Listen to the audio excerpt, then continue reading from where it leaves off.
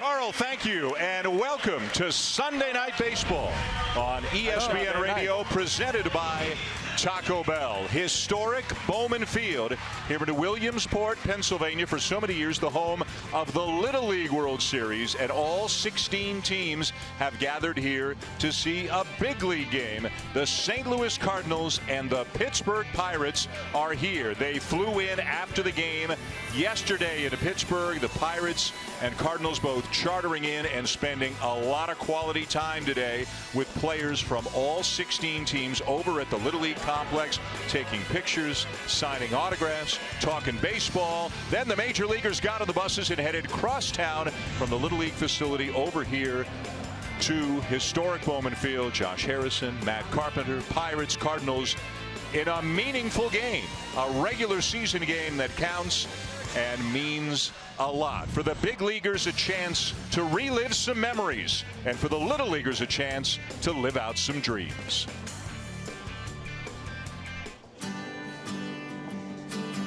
Everyone's dream begins somewhere.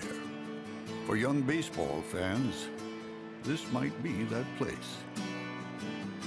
For 70 years, this quaint central Pennsylvania town on the banks of the Susquehanna has been the home of the Little League World Series. Williamsport is now one of baseball's holy grails, where kids from across the globe dream of setting foot and living out every young ball player's fantasy. But for most dreamers, their ultimate ambition lies here, the big leagues. Tonight, a crowd full of kids living their dream take a short trip through Williamsport and get a front row seat to watch some grown-ups living theirs. Historic Bowman Field has been home to baseball since 1926 and is the second oldest stadium in the minors. And though it lacks the size and amenities of a big league park, it's got a mound and 4 bases. What kid with a dream has ever needed more than that? A really nice intersection here in Williamsport between the big leaguers and the little leaguers, and we know the grown-ups are feeling a lot like kids here today with all that's going on around the Little League World Series and tonight's MLB Little League Classic. As mentioned, though, this is a big game. The Pirates are trying to get hot again. They've lost 6 of their last 7, although the win was last night. They're in 4th place in the National League Central. The Cardinals are 3 games out of first. The Cubs pulled one out, scored 3 in the bottom of the 10th to beat the Blue Jays 6-5 today. It's still a very tight division. Hi, everybody, and welcome to Williamsport, Pennsylvania. Dan Schulman, Jessica Mendoza, Aaron Boone, and again, just a really fun weekend with Big League Baseball and Little League Baseball all meeting and taking place in the same town. Been a pretty cool 48 hours for us here. It really has, and it is an absolute privilege to be here in this setting. And we knew the Little Leaguers would be excited to meet the Big Leaguers and their heroes, but what stuck out to me is how excited the Big Leaguers are to hang with the Little Leaguers. This is something they will never forget. And 2 examples of that was Dexter Fowler earlier today going and finding one of the Little Leaguers saying, hey, I saw you on TV last week, can I get your autograph? And Tommy Pham sitting in the crowd buying a round of snow cones for 200 Little Leaguers, a chance for the big kids to be little kids. Well, there are 3 guys here who can relate on both ends, 3 major leaguers who at one point played in the Little League World Series, including Randall Grichuk of the Cardinals, who was here in 2003 and 2004, and he's standing by with Tim Kirkjian. Randall, what are your memories of playing in the Little League World Series, and what has it been like coming back this year? Yeah, I had nothing but great memories. Fortunate enough to play in the Little League World Series, his dream come true. Do it twice was incredible. It was long summers to be able to bond with the teammates and coaches and family, and it was special to come back here. I'm glad to be a part of it. Thank you, Randall. Dan, back to you. Thank you, Tim. You can hear that Grichuk is excited to be here. Clint Hurdle has been here before as well. He was the manager of a team here in Williamsport when they were the Bills in the Mets organization in 1991, and Clint, in fact, met his wife during that year. Clint, what does it mean to you to be back here in Williamsport? I finally realized the dream come true. It only took me 48 years to get back, to get to the Little League World Series. Every kid that plays Little League ball from the age of 10 to 12 has this in their mind.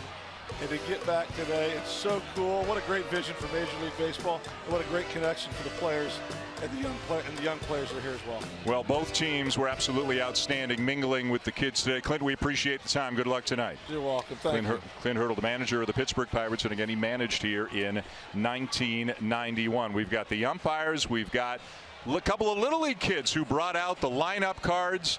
We've got the players wearing their special Players Weekend jerseys in anticipation of the next weekend, and we're ready to go. Little Leaguers watching Big Leaguers, the two sides joining together, a celebration of baseball this weekend here in Williamsport.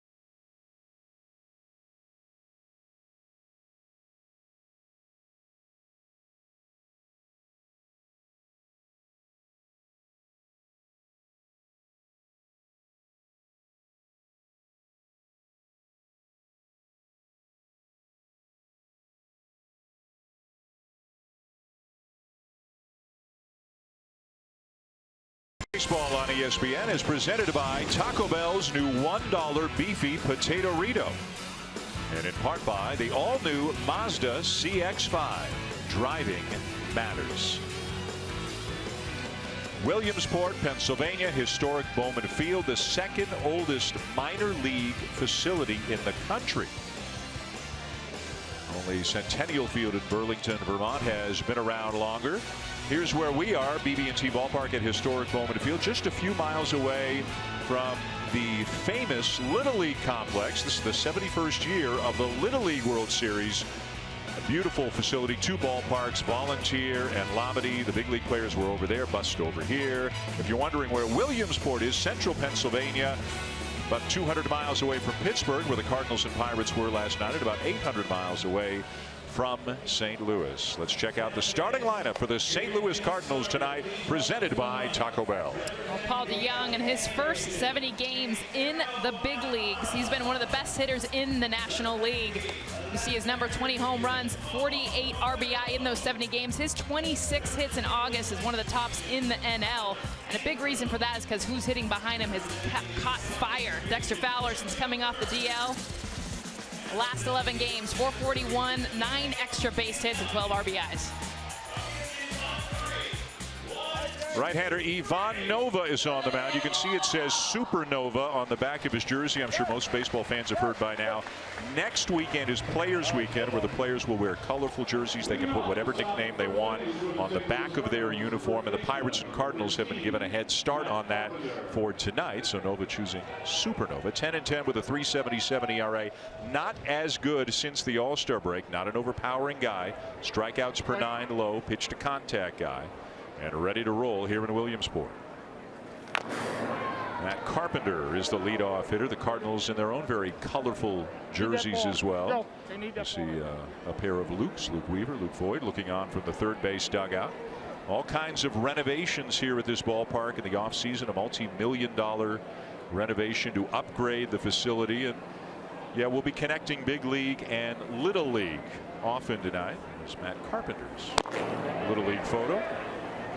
And again, there are 3 players on these 2 teams who played in the Little League World Series. Randall Grichuk, who spoke with Tim Kirchin before the game, Lance Lynn of the Cardinals, with whom we'll speak during the game tonight, and Max Moroff of the Pirates. Meanwhile, the Cardinals, as you look at Lance Lynn, they've taken 2 of the first 3 in this series. They've been scoring a lot of runs lately. 11 Thursday, 11 Friday. Were held to 4 last night as they lost 6-4. Well, the Cardinals, who at one point, guys, looked right on the verge maybe of being done, of being out of it. They have come back to life here in the second half, and they're still a threat in the NL Central. And we were talking about them being potential sellers at the trade deadline, who they would get rid of, who they'd be able to kind of, because they seemed like they were going to be out of it. But that Central has been super competitive, especially as of late, which has made this game that much more exciting. 2-2 hit hard into right field, a base hit for Carpenter.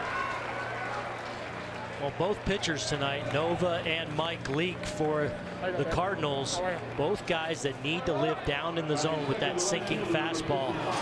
That plays a little bit into Matt Carpenter's strength, as he's an outstanding low ball hitter, and that's just a flat 2-seam fastball that stays up and out over the plate there, and you see that classic Carpenter swing and just pounds it into right field.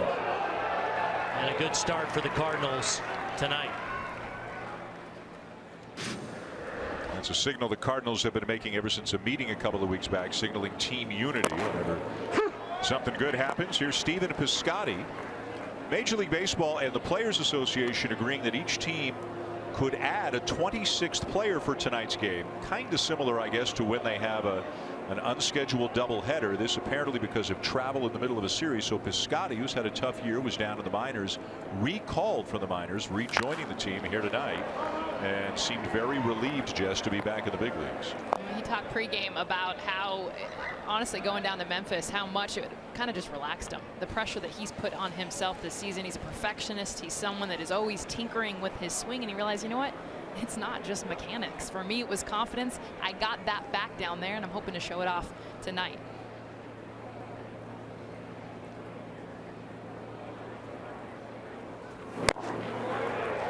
And a swing and a miss to get him for the first out of the night.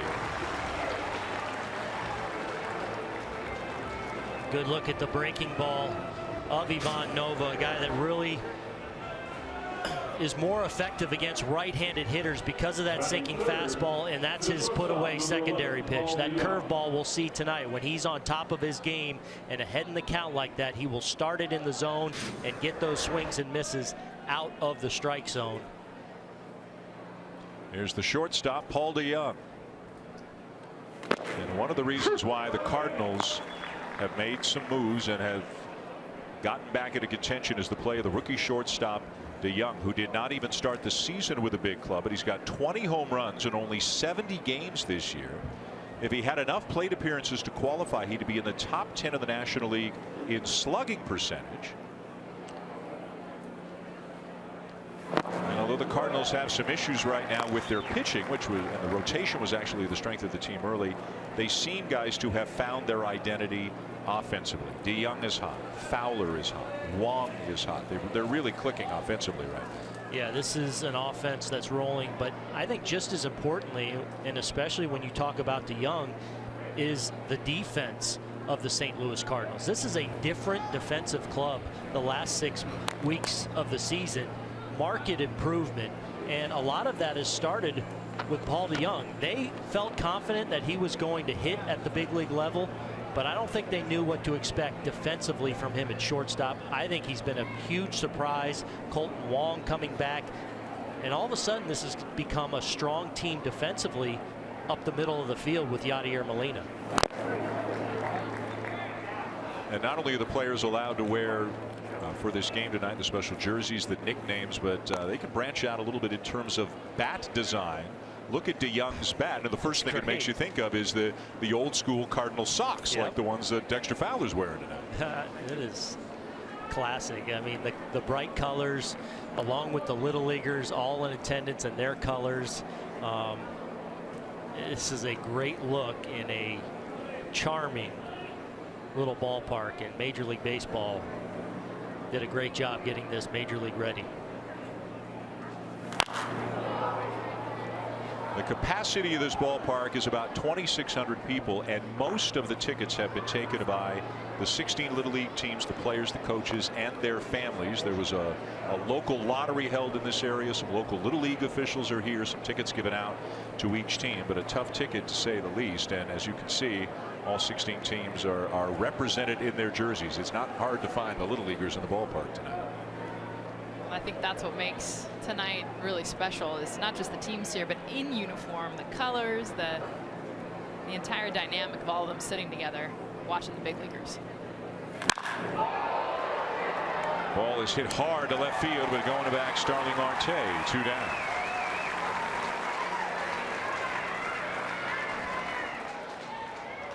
A little bit different than your typical Major League ballpark. As you look at the clubhouses, this is normally a ballpark for an A-ball team. The Williamsport Crosscutters, who are now a Phillies affiliate. At one point were a Pirates, before that the Mets. But again, a lot of upgrades made to the ballpark in the offseason, in part for this game tonight. So the Major League players could have, among other things, a batting cage, a training room, a little bit bigger clubhouses, and so forth.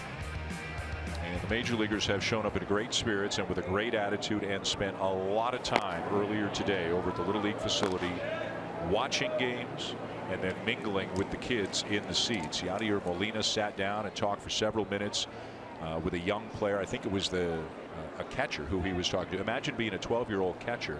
Might have been your favorite guy, or the catcher on the Dominican team who you love. Imagine being that kid, and all of a sudden Yadier Molina sits down and starts talking shop with him. Well, and so many of these players, you know, we always ask them, well, who's their favorite players, and on the field tonight, Yadier Molina, Andrew McCutchen, two very popular choices as we look at the Great Lakes team, all in attendance, having the time of their life. But you see Yadier talking, especially with the catchers, pretty cool. Dexter Fowler hits the ball hard to left field. Marte back again. He'll have to play it off the wall. Around to third on the play. Carpenter throw to second, and they got him. Dexter Fowler saying, have a look. And we'll see if the Cardinals are going to challenge. You heard Dexter Fowler say, I promise you I got in there. He gets a pitch up and out over the plate, and again, at times Nova can have some problems with left-handed hitters. They do the most damage. As we look at him sliding in, does he get in? Yes. I believe he does. He does.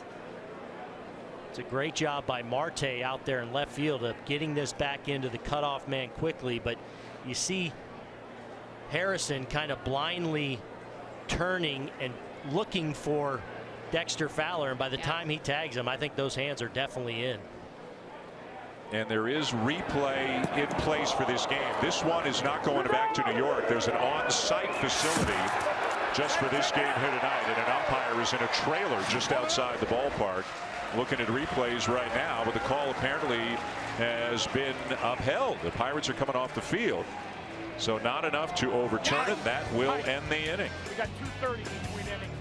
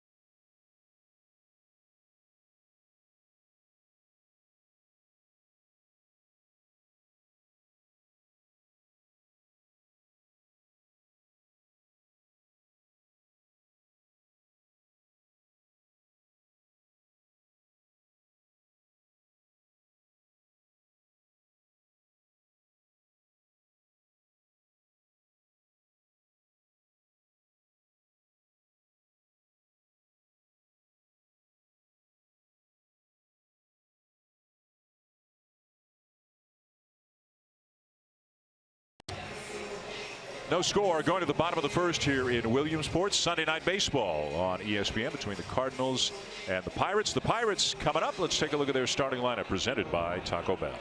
Well, what a year it's been for their three-hitter, Andrew McCutchen. After some much noted struggles the first month and a half of the season, he has absolutely caught fire and having an outstanding year. Hitting .286 with those 23 homers and north of 70 RBIs now on the season. And then right behind him, the switch hitter Josh Bell having a phenomenal rookie season. It looks like the Pirates absolutely have their first baseman of the future. A great season with 20 homers and almost 70 RBIs on the season already. Right-hander Mike Leake is on the mound for the Cardinals tonight. Got off to a great start this year. Carried a sub-2 ERA into May, but now it's up to .388. You can see it's been a rough ride for him over his last 4 starts in particular. Another guy, and Aaron talked about this top half of the inning. Pitched contact, get ground balls, not an overpowering guy. Very good athlete, good hitter for a pitcher as well. And not a lot of margin for error. Yep. You know, and that's when he has had his struggles. If he's in the center of the plate or any kind of elevation, that's usually a problem for him. When he's down, usually he's got late life on his pitches. And he misses outside. Ball 1 to Starling Marte, the left fielder for the Pirates, who returned just about a month ago from an 80-game PED suspension. He was hot in this series, 7 for 13 so far in the first 3 games against the Cardinals. But his absence, a big reason why Pittsburgh is not necessarily where they want to be. He missed 80 games. Andrew McCutchen got up to a very slow start. Has been on a tear for a couple of months now. Gregory Polanco is on the DL for the 3rd time. Well, I think when you look at this Pirate team, I thought coming into the season out of spring training, their overwhelming strength was going to be their outfield. McCutchen, Marte, and Polanco. Marte with the PED suspension, and Polanco just has had an assortment of injuries and just has not got on track. Marte shoots the ball to the opposite field for a base hit.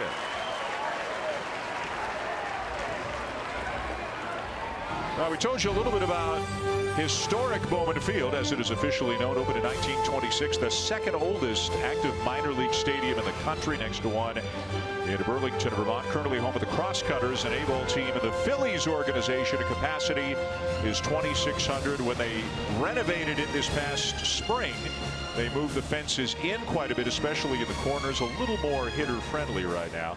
As mentioned, Centennial Field in Burlington, Vermont is considered to be the oldest, opened in 1922. The Crosscutters on the road right now. So for tonight, this is the home for the Cardinals and the Pirates in the first ever MLB Little League Classic. Marte, who runs well, is aboard. And the batter is Josh Harrison, who may have had more fun than anybody else today, mingling with the Little League kids. Oh, he was interviewing them. He was even telling them that, look, you guys got to start doing pranks. If you guys are really going to get into this whole Little League things, and he started giving them pranking tips, what to do up at the Grove where all the kids live. So you take a look at his Little League pitcher. Favorite subject in school, math. You got a problem with that? You don't see that a lot. Usually it's history or PE. Runner, I don't think Marte bluffed to start. I think he stumbled and then went back, and now he's asking for time, and he wants to do a little work on the dirt. He kind of got started and then couldn't get going anywhere. He stumbled. Yeah, Marte, one of the outstanding base stealers in the game today. 12 for 14 on the year, and you see him kind of gets a decent jump, but just doesn't have his footing right. And you better have that footing right with the combination of Leake, who's a good athlete, as you touched on, but Yadier Molina, one of the great throwers behind the plate. Molina keeping a close eye on him. Now Marte is running, and the pitch is swung on, hit in the air, left center field, and this ball is going to be down. It'll get all the way to the fence. Marte is getting the wave around third. Now he puts the brakes on. He stopped at second to make sure Fowler wasn't going to catch it. Started again, then stopped rounding third. And in the end, it'll be a double for Harrison. 2 on with nobody out. I think he stumbled again around third because it looked like Joey Cora was actually sending him. And even this route of Dexter Fowler, you see it's a well-hit ball, and Fowler looked like he had a jump to try to catch it, so he's going straight towards it. But then once he realized it's going over his head, he didn't have the direct route to cut this ball off. Marte does a good job of getting a jump. You see him stop, make sure he's not going to catch it. But watch him round third here, trying to score. He just doesn't get his right footing, and he complains and kind of points back there to the grass. And he just didn't, he didn't have his strides down quite right around third. And you saw Joey Cora, who I think wanted to actually bring Harrison to third base in that situation too. I think he felt like Marte was already past him.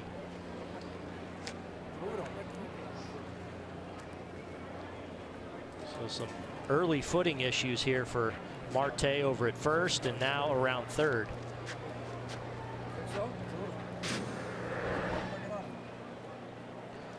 Now I think, though, Marte, he had a look at it, but I think it was pretty clear Fowler wasn't going to catch it. Well, I think what you need to do is walk into it, and he stopped his momentum at second base. You can roll into that, so you can wait until you're certain that he's not going to catch it, and if you're walking or moving slowly in that direction, you don't have to start yourself back up, and he probably ends up scoring easily. So the end result, a double by Harrison, Marte to third. And second and third, nobody out. Pirates threatening early with Andrew McCutchen at the plate. First pitch swinging, ground ball to short, runner coming home, throw to first as Marte slides in with the first run of the night.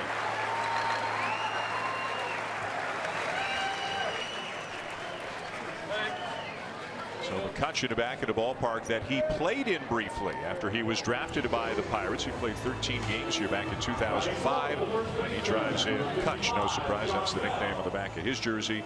He drives in the first run of the night. By the way, as we go back to the top half of the inning, we were told that in the end there was no challenge on the play. It's not that the call was upheld, it's that the Cardinals decided not to challenge on the play out at second base. Wow. Wow. I mean, if anything, I mean, we thought he was safe anyways, but even if it was close enough, that's something you want to challenge early on in the game. But Josh Bell is the batter, and Bell cranks one to right center field, and he has hit it way out of here.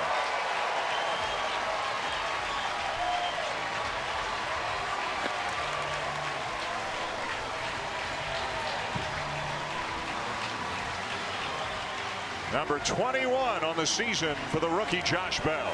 Booney, you talked about it off the top. Mike Leake to have success against these Pirates batters. He doesn't give up a lot of home runs, but this is a pitch he just leaves too high up in the zone. This is his sinking fastball, but he tries instead. He's supposed to get it up that front hip to kind of leak back over the plate. Excuse me, the cut fastball. Instead of cutting it on the hands, you see Josh Bell with his swing. Amazing job of keeping his hands close to his body to hit and crank that it just pitch didn't out do of here. anything. They wanted to get in on the hands, but that pitch just did not do anything. Stayed in the center. And you know, one thing we noticed in batting practice with these two clubs is they made this ballpark, especially in the power alleys, look very short. There were a number of balls. David Freese with a fly ball to center. There was a number of balls that right-handers were hitting up off the top of the jumbotron out there in left center field. We saw Josh Bell hitting balls over the scoreboard at will. And another look at that pitch. You see Yadier Molina climb in, wants that cutter in on the hands, and it just kind of does just about nothing. And Josh Bell knows right away that is an absolute no-doubter. So the Pirates jump out to a 3-0 lead. You know, Cody Bellinger has overshadowed all of the other rookies in the National League with the kind of season that he's having. But we got two great ones in this game. Josh Bell just hit his 21st home run of the season.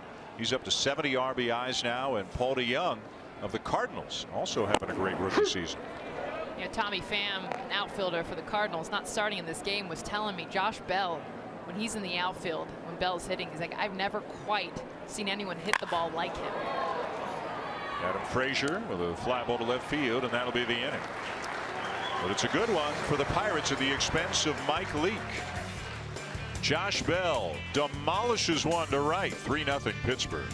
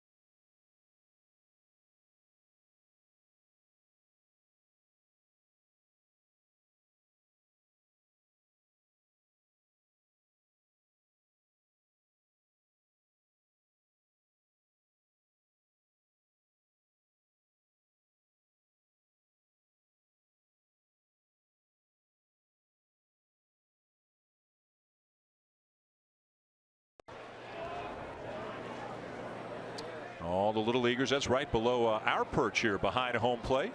Walla Walla, Washington, the Northwest. Andrew Hall, one of their star pitchers. Yeah, right below us. We've got the best view, by the way, of any game we've done all season long. I mean, we're right there. 15 rows back.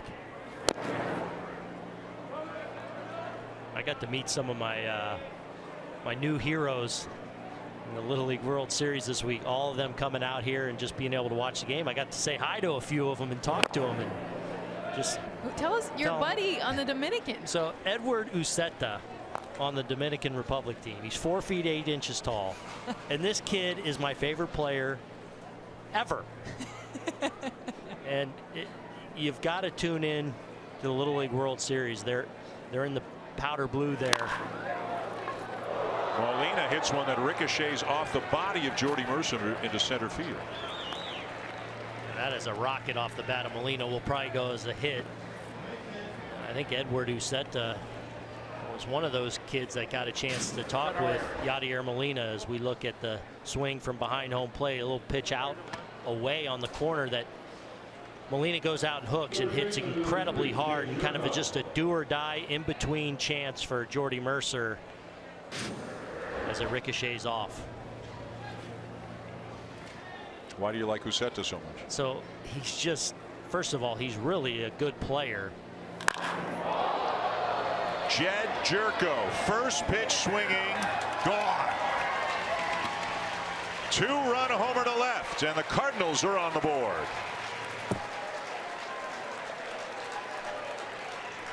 Well, the home run ball has been a little bit of an issue for Ivan Nova, and that's now 23 home runs given up in a little over 155 innings, and it looks similar to the pitch Yadier Molina hammered to shortstop. It looked like another pitch where they try and go in with that fastball and they just don't get it there. And Jed Jerko, an outstanding high ball hitter, leaves no doubt as he sticks this ball into the bullpen out there in deep left field and gets the Cardinals right back in this ball game. So it's a 1-run game for Colton Wong, the second baseman. Number 17 on the season for Jerko. Wong hitting .310 on the season, .393 in August. That's the highest batting average in the National League. And we talked about DeYoung, how important he's been defensively, and to have the offense with it. Colton Wong, another big one. Little Power Ranger. Nice play by Nova.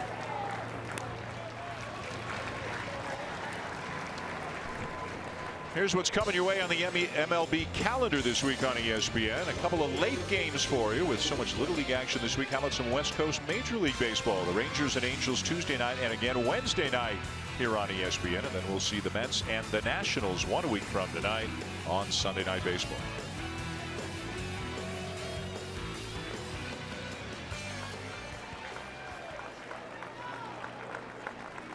Randall Grichuk is the batter. Little League World Series alum. That's right. 2003 and 2004. He represented Lamar, Texas Little League. First year they made it to the U.S. semis. The second year, the U.S. final. Maybe we should have known then. In the second year, Grichuk went 12 for 19 with 4 home runs here in Williamsport. When his name was announced for this at bat, most of the Little Leaguers got to their feet and clapped. Standing ovation. Nova strikes him out, 2 down.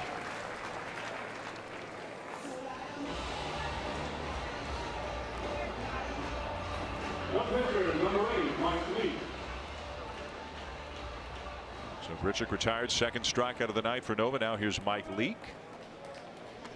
He is a good hitting pitcher. A little bit more so early in his career. Still hitting 178. Pretty good for a pitcher this year. Wears the nickname Sparky on the back. He's an Arizona State guy, the ASU mascot named Sparky.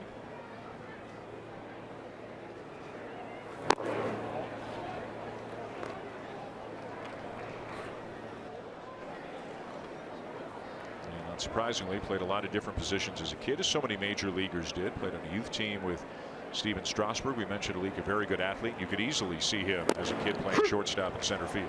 Oh, yeah.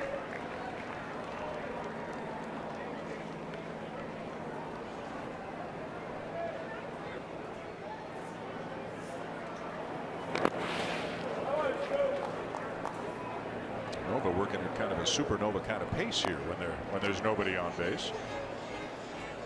He is known for that, and he is a guy that will fill up the strike zone. As you get a look from from our booth here. So good. What a setting we are sitting in.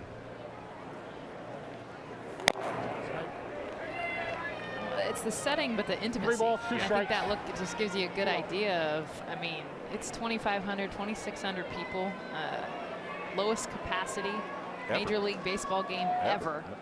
So everyone's on top of the field, including us.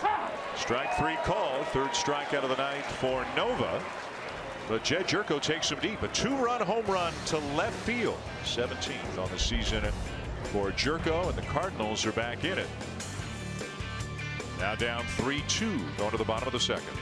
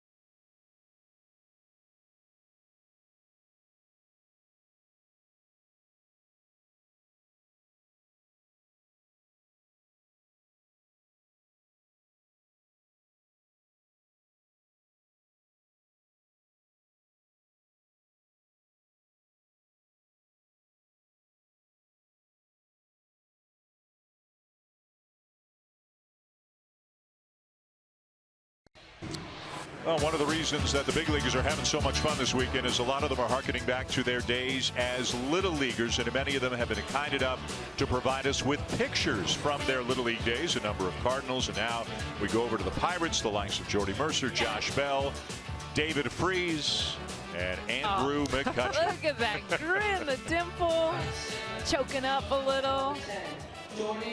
I love it.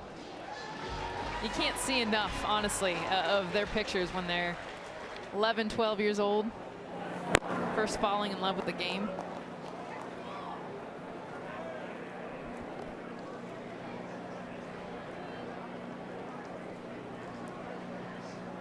Jordy Mercer leads it off. To his left, DeYoung spins and fires to get him. Nice play for the first out. Little League PA announcer this half inning representing Australia, Stephen Courtney. The catcher, number 19, Chris Stewart. I think it was a lock. They picked one of the Australian kids just because they have cooler accents than anybody else. He's a member of Team Australia, which has already been eliminated from title contention, but everybody gets a chance to play at least 3 games here, so they'll have a consolation game coming up. You guys have both been heavily involved in our Little League World Series coverage.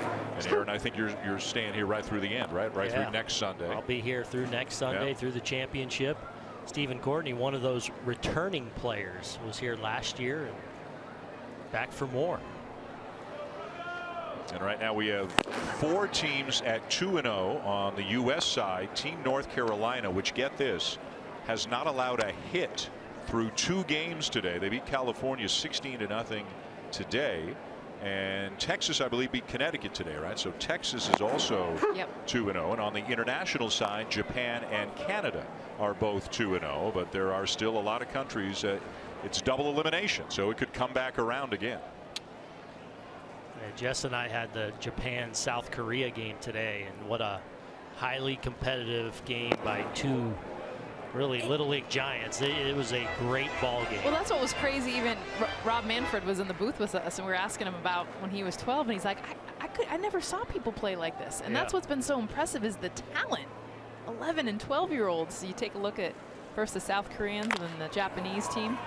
And the commissioner will join us next half inning here in this game. 2 down as Stewart grounds out.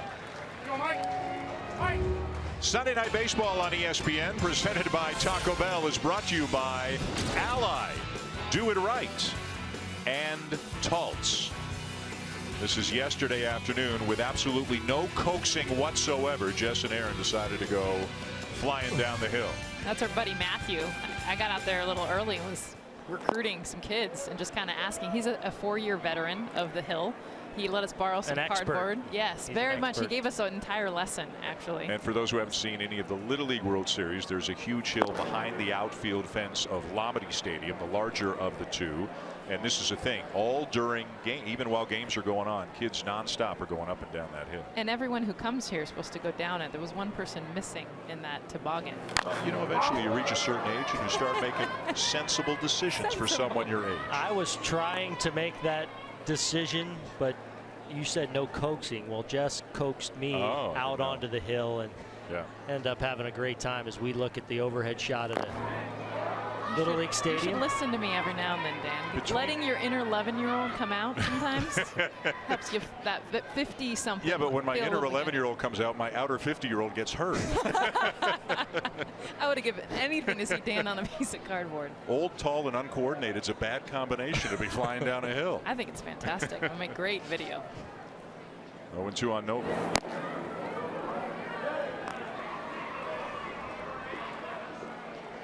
(3-2) the Pirates lead. Josh Bell hit a 2-run home run at bottom of the first for Pittsburgh. Jed Jerko a 2-run homer top of the second for St. Louis. On a swing and a miss with a breaking ball. Leak will strike him out, and that's a 3-up, 3-down inning. The commissioner of baseball, Rob Manfred, will join us next half inning. I get a glass of water.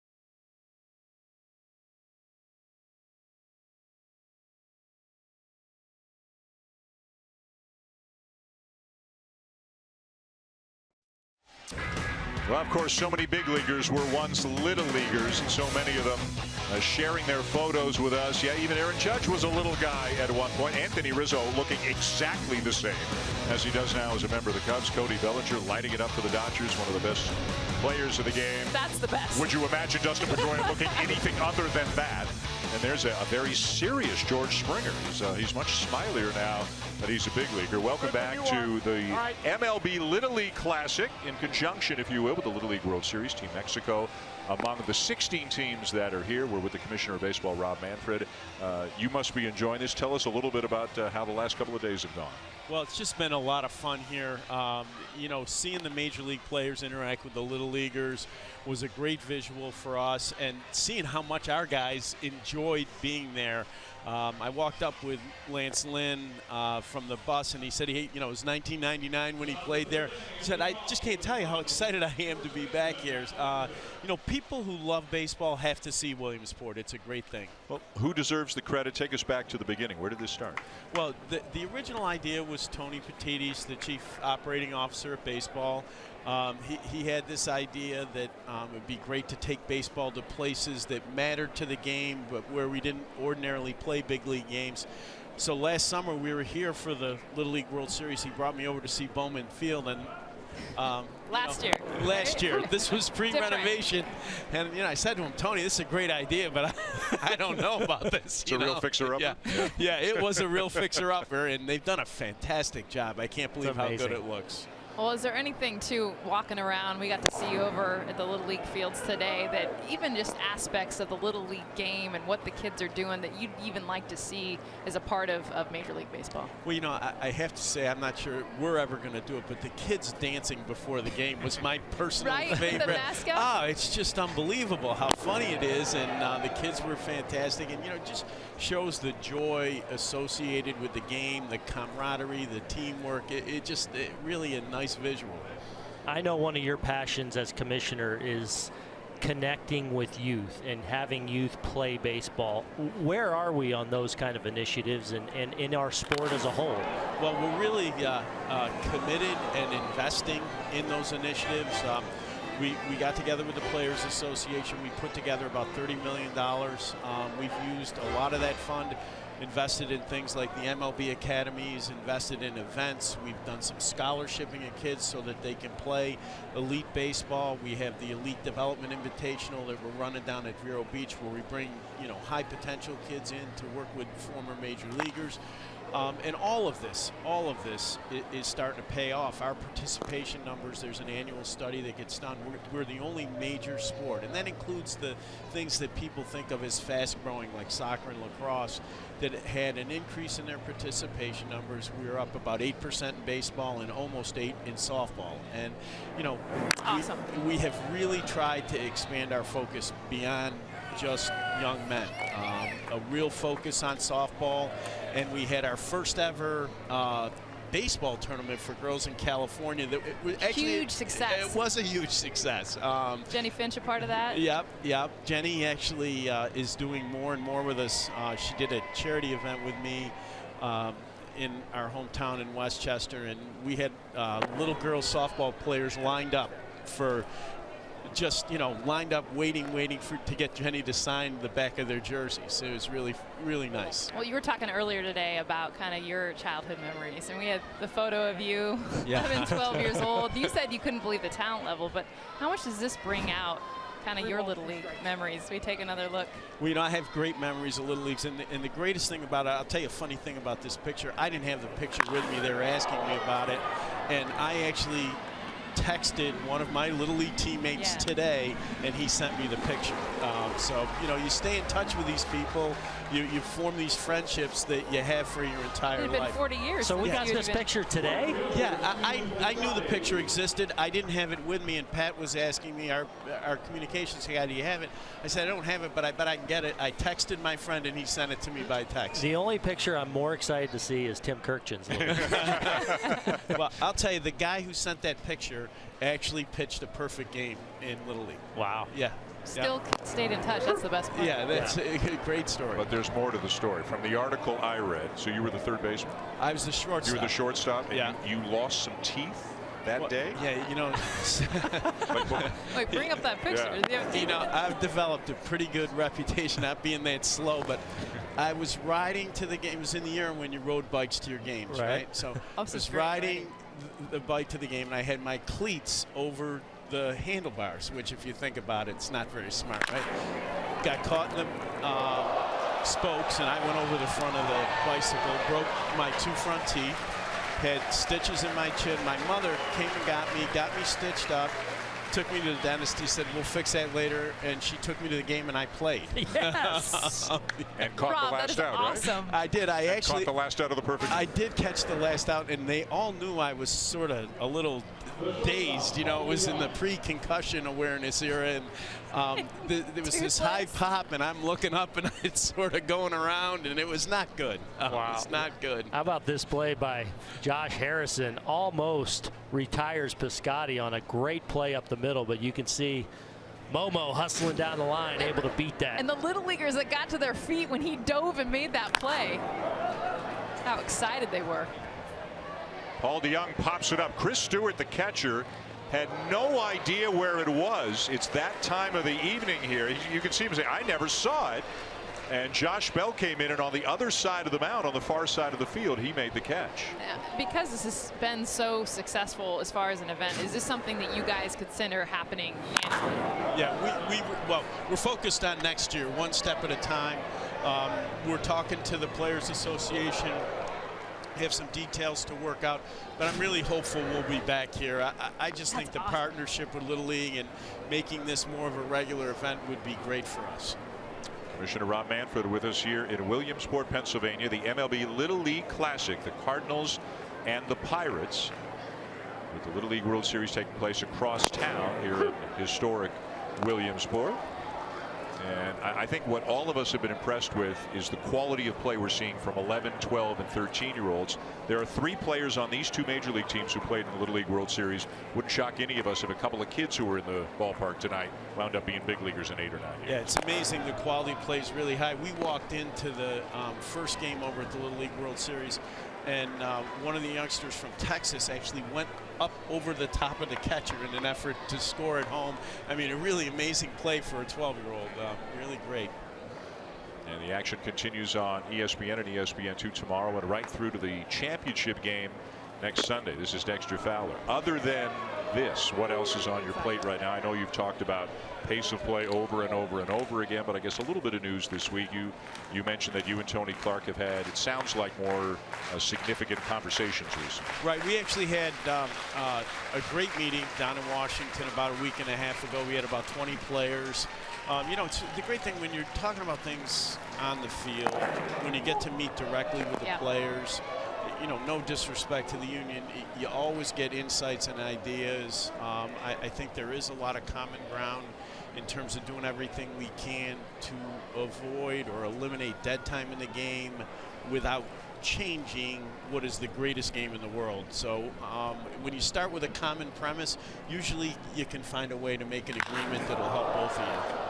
Fowler drives the ball to left center field. Andrew McCutcheon back to make the catch. Mr. Commissioner, thank you so much for joining us. Enjoy your time here. Commissioner Rob Manfred. 3-2. Pirates will be back.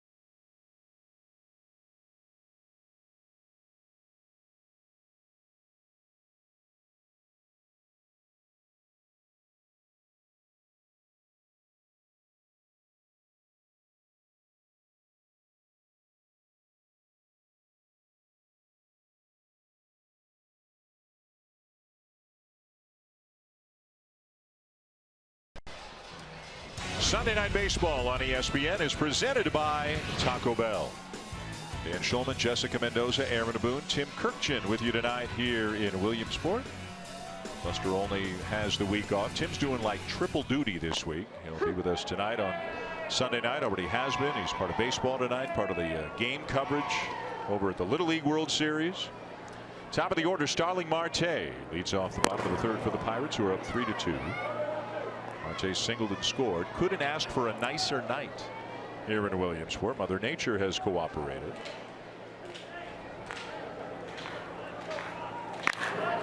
And a base hit through the right side. Marte 2 for 2. The Little League World Series continues on tomorrow. It's a consolation game at 11 o'clock Eastern Time on ESPN between Grosse Pointe, Michigan and Italy. And then a couple of elimination games. South Korea is taking on Mexico. Two good teams, and one of them is going home after a loss tomorrow. And then it's New Jersey taking on Rancho Santa Margarita at 3 p.m. Again, 16 teams in all, if you're not familiar with the format. 8 from the U.S., 8 international, double elimination. Everybody's played 2 games as of now. If you're 0-2, you're out, but you do get a third consolation game, although it doesn't. Yeah, you're not going to. You can't qualify to win the Little League World Series. But 12 of the 16 are still alive, and there will be some very good teams playing elimination games tomorrow and Tuesday before it gets a little bit deeper into the tournament, and the 2-0 teams, the 4 2-0 teams, get back to action on Wednesday. Josh Harrison, one of those players that's soaking in the entire experience. He got his shoes signed. He brought him over to the park today, and those are all Little League participants signing the shoes of Josh Harrison, and he's sporting them today. And he finds a hole through the left side. Back-to-back singles to open up the inning. And, you know, talking to him about it, he said, you know, we signed so many autographs. Kids are coming out to us. I wanted to come and approach them, let them know, hey, you might think I'm a big deal. I think you're a big deal. I want you to sign my shoes. He knew players' names. He was walking around, making room for as many players as he possibly could. And the fact that he told them, I'm going to be wearing these in the game tonight. I mean, these kids' faces, Dan, it was pretty sweet. You know, and you guys talked about it before. When a big league ball player goes to a little league kid, a 12-year-old, says, hey, I saw you made that play, or will you sign my shoes? And that kid will never forget it. McCutchen lines one into left field, a base hit. And Marte stops at third. The bases are loaded with nobody out. And it's the home run hitter, Josh Bell, coming up to bat. His last at bat, crushed a pitch that didn't go anywhere. It was a cut fastball that just stayed middle. But watch the hands of Josh Bell. He's got power. You just look at his size, but he is a beast when it comes to hitting. Just a rookie, but he has made a statement. Dan, you mentioned earlier, if it wasn't for so much of the attention Cody Bellinger out west has been getting, this guy would be the front runner for Rookie of the Year. There was no doubt about it off the bat last time up. And he had a pretty good pitch to hit right there and fouled it off.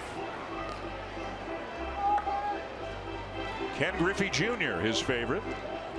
Wonder if cheeseburger is still his favorite food. It was mine when I was 12, and it's still now. So it was mine right before the game too, I might add. Shocker. A little concession cheeseburger, upended. Really dominated. 0-1. And another base hit.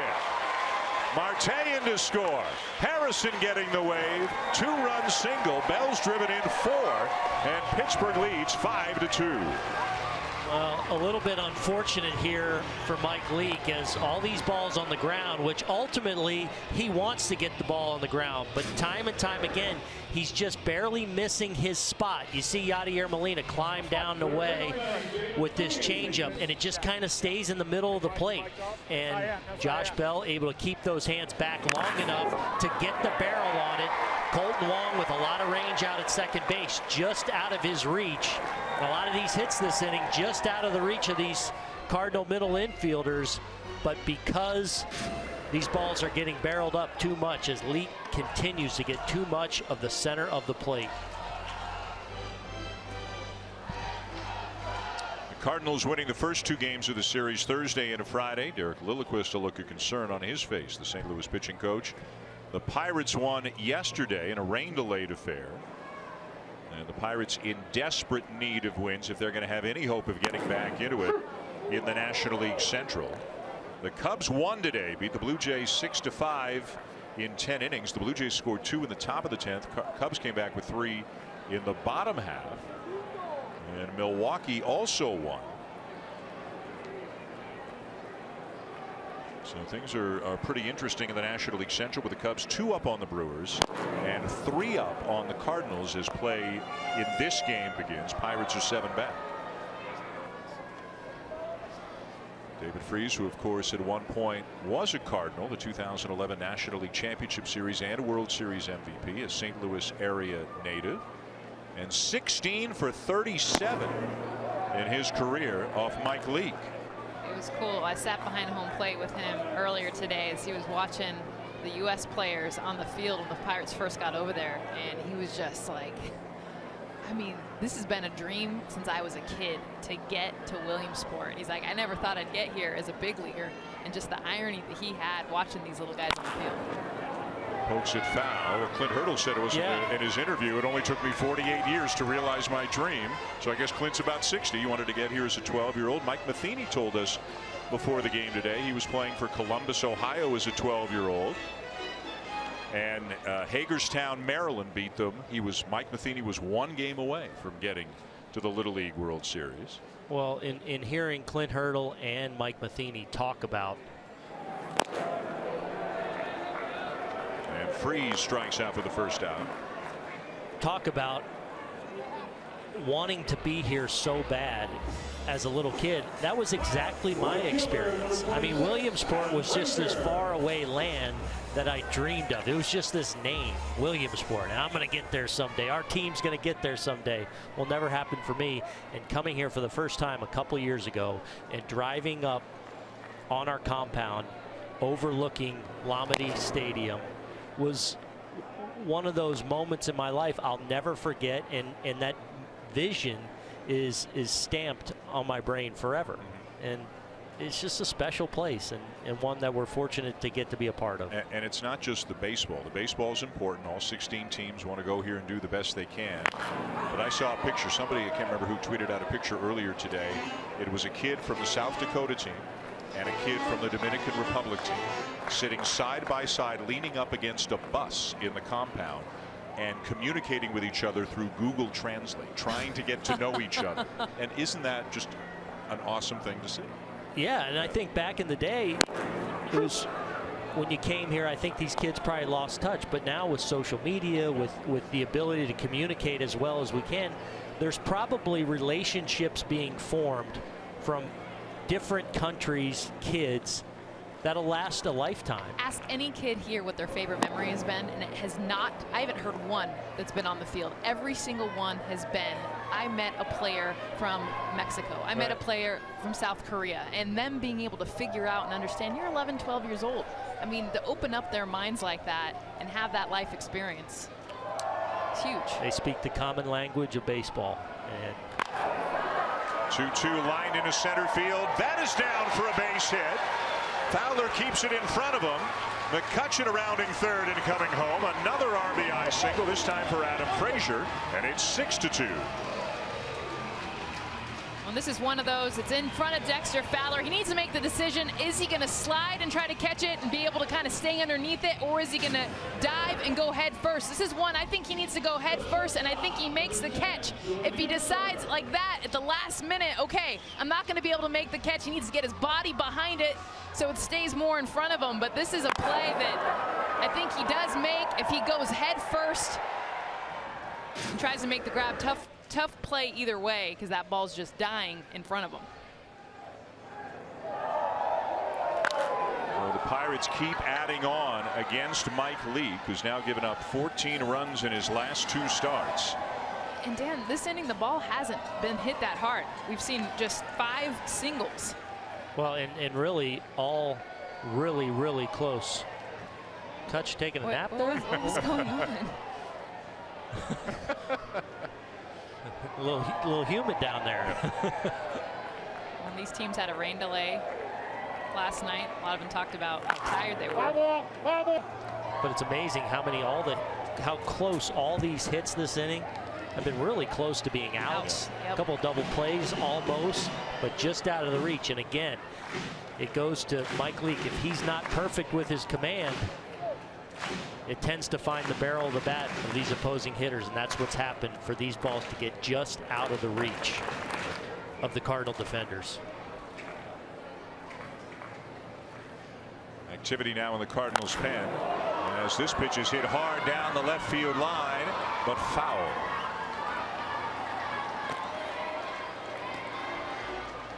Right-hander Sam Tuivailala is now up in the Cardinals bullpen with Leake laboring in the third.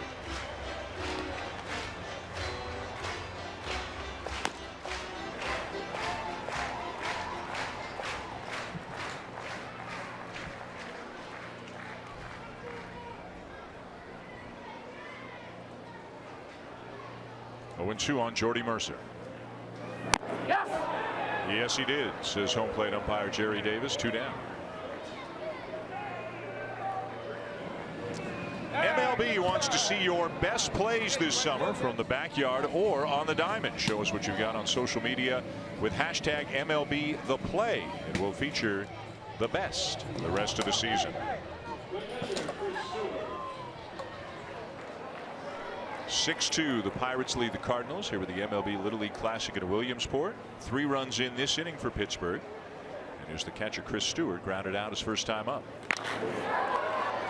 Hard hit ball to left, but a righty to Grichuk, and that'll end the inning. 3 more runs for Pittsburgh. They lead 6-2.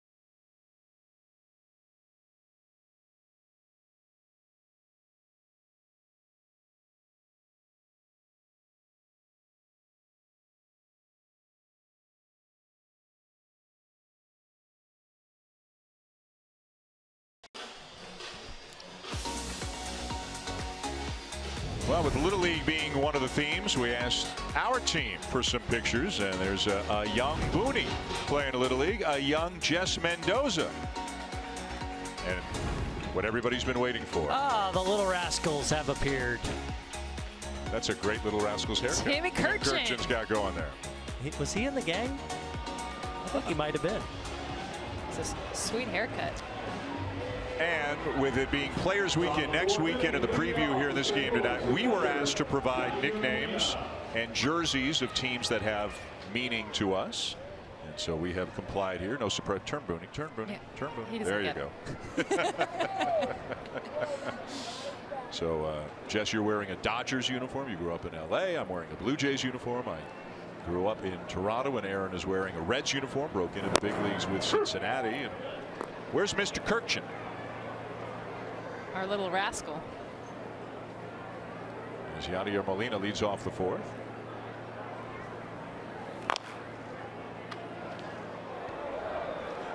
What do you got for us, Tim? Well, my nickname here is, it's a really dumb one, Tom. If I told you this story, you would kick me off the air. It's so stupid. But I think you kind of have to. Well, yeah, I went to an auction with my wife a couple years ago to auction off a book. And the guy who was running the auction told my wife, after a week after the announcement was made that I was coming to this auction, he said, "It's blowing up here. We got 11 likes. 11 likes." So I go to the auction. The guy introduces me and says, "Our star of the night is here. The guy who wrote this book. You listen to him every night on ESPN. Mr. Tom Kirchin is here." So, and it stuck. Yeah, well, of course I told Ravi, which was a terrible idea because he can't keep any secret. And then I said something to Dan Levitard. Now everyone who calls in on the Dan Levitard show when I'm on calls me Tom. It's really stupid. I like it. 1-2 the count on Molina. What about the front, Mr. Kirchin? What jersey are you sporting? We haven't been able to see yet. I'm wearing a Nationals jersey just because I grew up in D.C. There you go. Or around D.C. And as for that picture, thanks a lot for making fun of me. That was actual size, by the way, which really actual size. Now wait. And my poor mom, God bless her, she used to cut my hair, so that explains the really bad haircut too. I won't make fun of anybody's haircut. So it's all right by me. Well, I love the thank you part of the sleeve too. That's probably my favorite. Yeah. Just because for every players, they all get to talk about the people that got them to where they're at. I've got on mine, obviously mom and dad I think is a given, but for me it was Dr. Dot Richardson, who was an Olympic softball player, and I think even tonight you think about the importance of role models for kids. She was that for me, for school and for sports. Yeah, my mom and dad were huge, but I went with Bob Spohr, who was a very close family friend of ours that from a very young age, and I don't even know if he knows this, he just always made me feel like I was special in whatever my athletic ability, whatever I was doing, and he's been like that my whole life, and it's something I'm very grateful for. Josh Harrison can't make the play on the broken bat pop-up, and Yadier Molina is aboard to begin the fourth.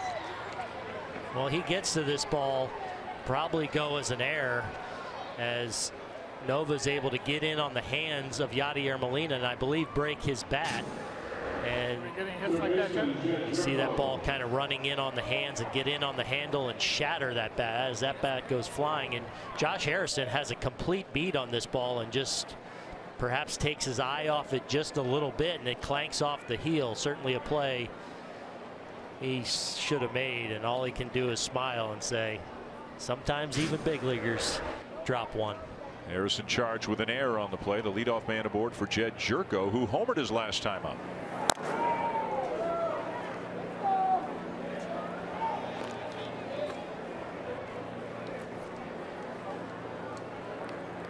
It's not a team, the Cardinals, that you want to give a lot of free outs to right now. The way they're swinging the bats collectively, and a team that can hit the ball out of the ballpark as well. 6-2, you start giving free outs, you can get tightened up in a hurry. And Nova leaving the ball up again. It's 2-0. And you know Nova is locked in when he's hit more the knees of the strike zone. He will elevate now and then, but because he has that nice down angle, because of his height, his last start, a lot of success early in the season, a lot of success when he throws that sinker ball at the bottom of the strike zone.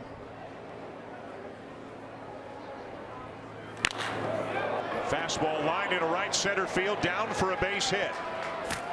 On his way to third is Molina. Jerko into second, and the Cardinals have two men in scoring position with nobody out. Time out.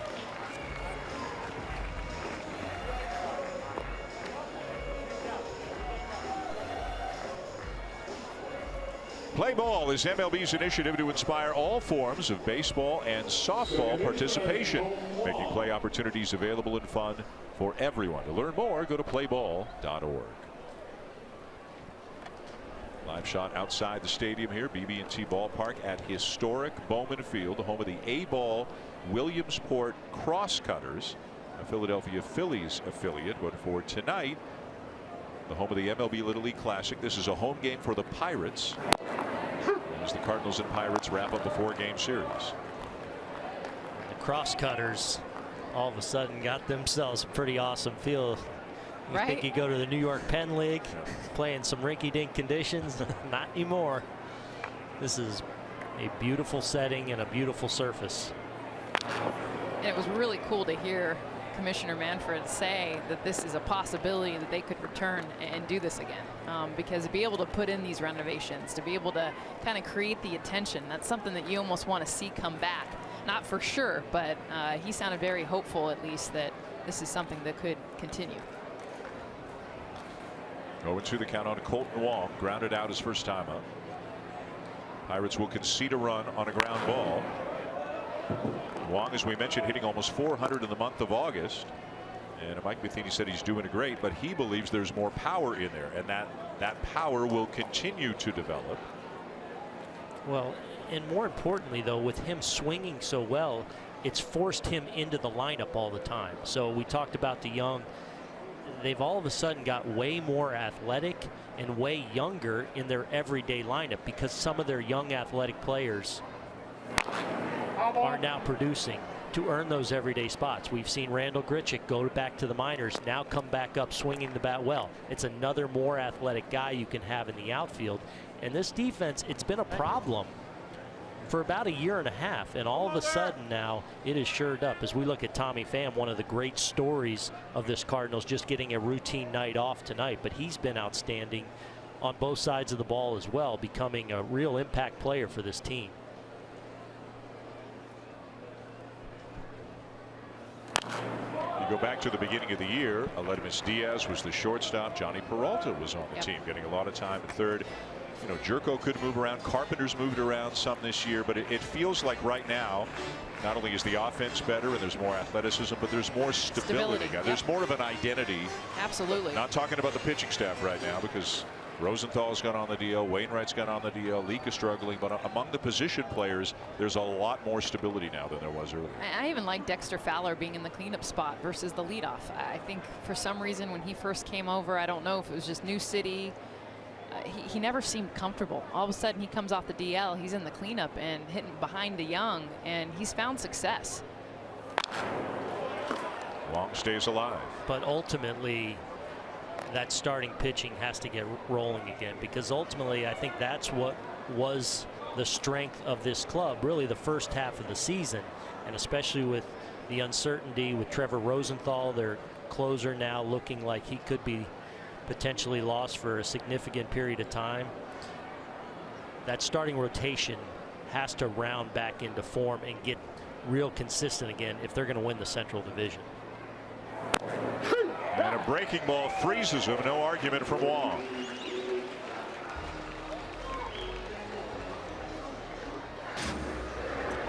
Really not a great breaking ball. I think they wanted to bury it down and in and try and get the chase, but this thing kind of stays up and out over the plate, and not sure if Wong didn't see it well or maybe was looking for something else, but not the pitch I think Nova wanted to make, but he gets away with it here in a big spot.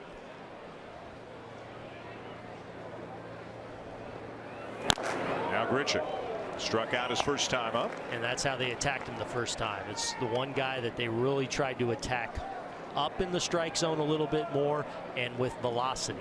They were able to throw the ball by him.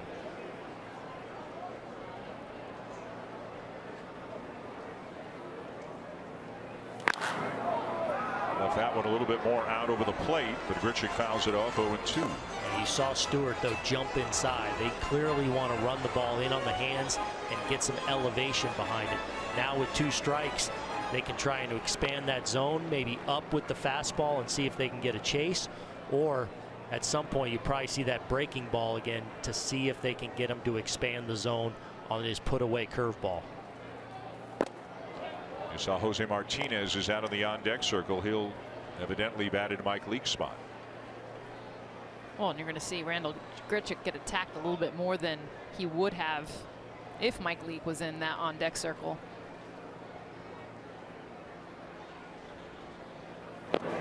Got it. Attack right here. Nova strikes Grichuk out for the second time tonight. Well, it's just a great job of execution by Nova. First, he he creeps up and goes up and out of the strike zone on the 0-2 pitch, and Grichuk is able to lay off it. So he says, all right, I got to lower his sights a little bit because his discipline is to lay off that pitch up, which I've already established.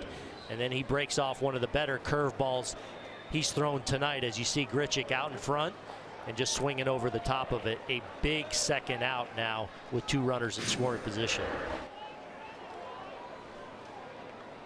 And the batter, Jose Martinez, hit a long home run in the 9th inning last night for the Cardinals. They still lost the game 6-4. First pitch swinging, bouncing ball to third. And that's the inning. So the Cardinals start second and third, nobody out, and cannot get anything across.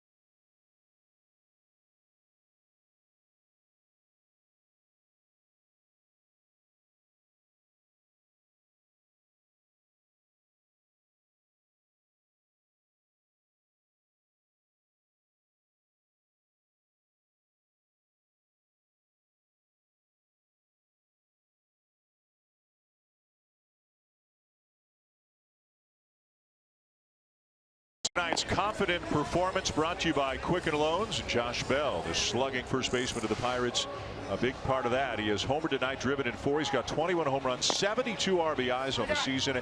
And Paul DeJong, in just 71 games, has 20 home runs and 48 RBIs. He's got an OPS over 900. DeJong, just the 10th player in Major League history to hit 20 or more home runs in his first 70 games. New pitcher for the Cardinals, right-hander Sam Tuivailala. Tuivailala, one of the hard-throwing arms out of that Cardinal bullpen, on for the 24th time. Outstanding ERA, pretty good strikeout to walk ratio, and will feature a mid, sometimes even in the upper 90s with the fastball, curveball, and a slider. On to try and keep this a 4-run game here through the middle innings. Ivan Nova leads off the inning. Nova struck out back in the second. He'll be followed by Marte and Harrison. The Pirates have 6 runs on 8 hits. Cardinals 2 runs on 6 hits. The Cardinals, by the way, with the 6 they've allowed tonight, have now allowed 5 or more runs in 11 consecutive games. But because the offense has been so good in the 10 coming into tonight, they're 6-4. Yeah, and so the timing's decent for going through a struggle like this with the rotation that's been primarily very consistent on the year, but something that absolutely has to change. And another tough night for Mike Leake.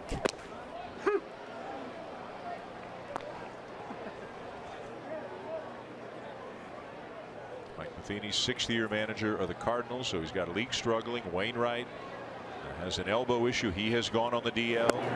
We talked about the closer, Trevor Rosenthal. He's the recent closer, Trevor Rosenthal. He's gone on the DL with what sounds like it could be a more serious elbow problem. Tough time of year to be mixing and matching and still making changes as much as the Cardinals may have to do now on that pitching staff. Nova pokes it down the right side. Diving catch. A diving catch by Stephen Piscotty. The first base umpire, Ramon De Jesus, waited a minute before signaling the out. What a jump. And you think about Stephen Piscotty just getting called up today because they're allowed to add another player to the roster. But watch the jump that he gets, and this ball continuing to tail towards the line. So off the bat, not only does he get an excellent jump, but watch him follow the ball, understand where it was going to end up. A beautiful catch by Stephen Piscotty. That might be one of those 5-star StatCast plays right there. I mean, what percentage of chance did he have? I Low. give it like 10 to 15, maybe. Now Wong to his left, and Marte is retired for the first time tonight. Well, let's take a look at Mike Leake's night tonight, where he got into some trouble. A little bit unlucky with some balls just kind of finding holes there. DeYoung didn't get a great break on the ball. Here, a ball he potentially could have had, but just out of his reach. We saw Colton Wong dive for a ball to his left, and in that big third inning for the Pirates was a couple of balls that just kind of had eyes, if you will, that led to his demise. But still, Mike Leake not very sharp with his command, and the reason he's out of this game early. But it almost looked like late jumps, and you wonder if a different stadium, different backdrop. I mean, those are the kinds of things that, as a big leaguer, you know, you're used to the types of stadiums, and they're all going to be pretty similar.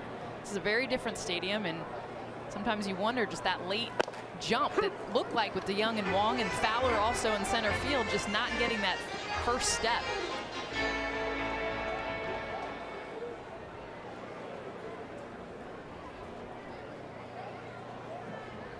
No balls, 2 strikes to count on Josh Harrison.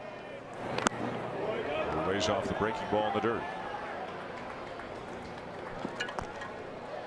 Tuibalala on this inning for Mike Leake, charged with 6 runs, all earned over 3 innings.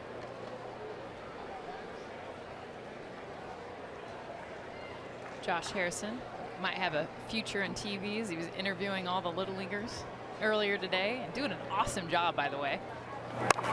Because you talk about, and we all know how hard it is to get 11, 12-year-old to talk on television. Booney and I have been going through it all week, but you get a big leaguer there with a microphone, and he was just so comfortable. He was so good. And the kids were awesome. I mean, the best part is he was just like in it. He became a kid. Guys, wave. All the little leaguers here, all 16 teams represented tonight. Swing and a miss by Harrison. And it's a 3-up, 3-down inning for Sam Tuibalala. The MLB Little League Classic, the Pirates leading the Cardinals.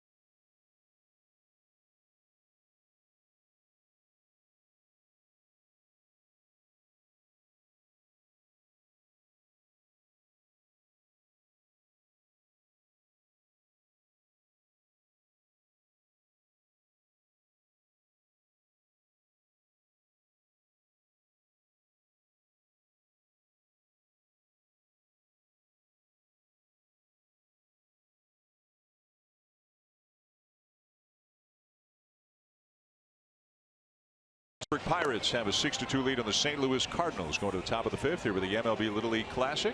Time now for Unlimited Baseball, brought to you by T-Mobile, and we welcome in Lance Lynn, who, as we told you off the top of the show, one of the 3 big leaguers in the game tonight, who played here in Williamsport in the Little League World Series. Lance was here in 1999, I believe it was. Lance, what do you remember about being here back then? You know, that was a long time ago, 18 years. But you remember a lot of things. You know, growing up with the kids you're in, and also meeting the kids from other countries and all that good stuff. Did they toss seats at you when you were 12 years old doing interviews here? Yeah, there's a lot of childish play going on then, just like now. So that's, you know, it's typical. Yeah. You represented Brownsburg, Indiana, correct, in the Little League World Series? Yes, I did. What do you remember about the moment where you qualified, where you came out of your area and, you know, you realized where you guys were going? I remember it's a Central Regional there in Indianapolis, and I remember you win, and there was like a light show. The cops were around, and fireworks, so it was pretty cool and neat experience. Lance, we had some great shots of you talking with kids, I believe from the Washington team on the bus earlier in the day. How fun has it been for you to interact with these kids? It's awesome. You know, kids, they have some of the best personalities, and they have some of the best questions you can get asked. So just to have them ask questions, it's an awesome experience, and try to tell them as much as you can without boring them, because they want to talk about music and stuff like that more than anything else. So you were able to receive your Little League jersey that you got, or a lot of the players are able to get them, but because it was 18 years ago, you never got your Little League jersey. So they gave that to you today. What was that? I actually walked by, and there was a massive amount of people around you for that moment. What was that like? That was cool. Yeah, back then we didn't get to take our jerseys because they reused them every year. And I mean, you look at my jersey, that team doesn't even exist anymore. So that's cool that I got that. We don't even have a Central team anymore. So that was awesome, and something to put on the wall and remember forever. What's been your impression of Bowman Field here? I actually didn't get to play here when I was in the New York Penn League. Missed it, but I heard that it was different back then. That's what I heard. Yeah, it's a definitely from anyone that played here said that they did a great job remodeling this place, and they did it, and it looks awesome. And that New York Penn League team that's here has got a nice place to play now. Has there been a moment that's stood out to you? I know that it's been a lot. Obviously, you guys flying in this morning, going over the field, but has there been something in particular that's really stood out? For me, the biggest thing was when I was walking back into the complex and walking up when we were going into the game. I kind of got chills again, like I did when I first showed up. So to have that feeling of tingling all over your body was the coolest thing for me. And then you get to see kids out there enjoying and having a blast, and it was amazing. Meanwhile, the big leaguers, the Cardinals, are just 3 games out of first in the National League Central. You guys have been hot lately. How are you feeling about the last 6 weeks of the season? We got a chance. That's all you can ask for. We got the ability here. We got a lot of guys that are starting to come into their own especially with this guy at the plate. And if everybody kind of gets back on what they can do, and we're going to be all right. And we just got to pitch, play defense, score some runs, and we're going to be there at the end. Lance, we appreciate the time. Enjoy the reminiscing that you've had today. Good luck the rest of the way. I appreciate it, guys. Thanks. Thank you, Lance. Starting pitcher for the St. Louis Cardinals. Randall Grichuk, his teammate now with St. Louis. And Max Moroff, a member of the Pittsburgh Pirates, the 3 big leaguers in this game who competed in the Little League World Series back in the day. And we talk about, that outstanding rotation for the Cardinals that's been struggling a little bit of late. Lance Lynn, one of those guys that's not. He's having an outstanding year. After missing most of last year with Tommy John surgery, he has bounced back and pitched outstanding. Free agent at the end of the year. Yep. I think honestly one of the favorite memories, and there's been a lot, but it was Lance Lynn. You asked him that question, but him sitting in the back of that bus with so all the engaged, kids, just holding court, yep. And they're just, locked in. You don't see a lot of 11 and 12-year-olds locked in, especially with an adult. And of course, it's a big leaguer, but look at him just sitting in the back of the bus, riding over to Little League fields. How you guys doing so far?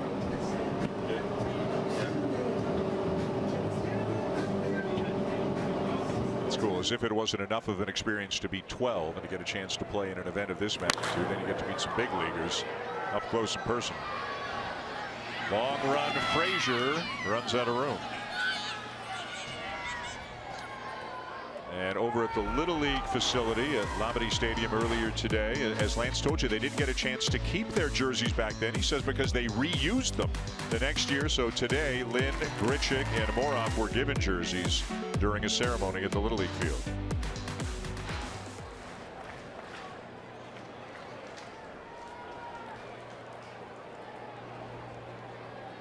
Three-two to Paul DeYoung. Popped up. Harrison wants it, and that's the inning. 3 up, 3 down. Go the Cardinals. We'll go bottom 5. Pittsburgh still with the lead.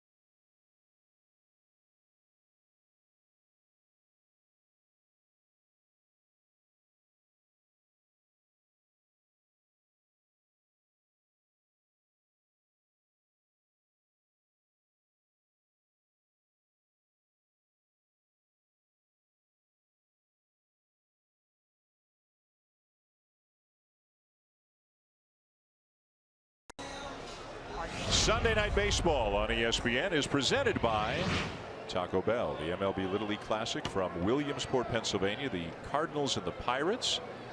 Somebody's checking out their highlights from earlier today. Team Japan had a big win over South Korea earlier today to run their record to 2-0. They had some big league defense. Oh, yes. Oh my goodness.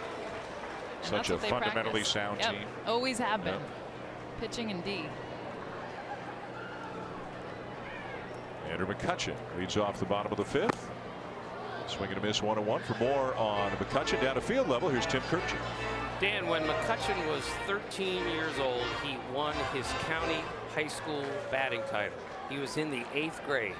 And at age 13, he worked with Matt Diaz, who would go on to play in the big leagues. And at the time, Diaz was a AA baseball player, a professional baseball player. He worked with McCutchen 3 times and then finally told him, Andrew, I can't help you anymore. You're 13 and you're a better hitter than I am. So greatness was in the cards for McCutchen, who after he struggled mightily for the first couple of months of this season, has just taken off the last couple of months and has very good overall numbers right now. And Dan, it's so good to see because you want to see the stars of the game shine. And honestly, really the last year and a half. Last year, one of his worst career years that he's had. He struggled out the chute this year and out the gate. And for him to be able to get that bat going, not just for Pittsburgh, but for all of baseball.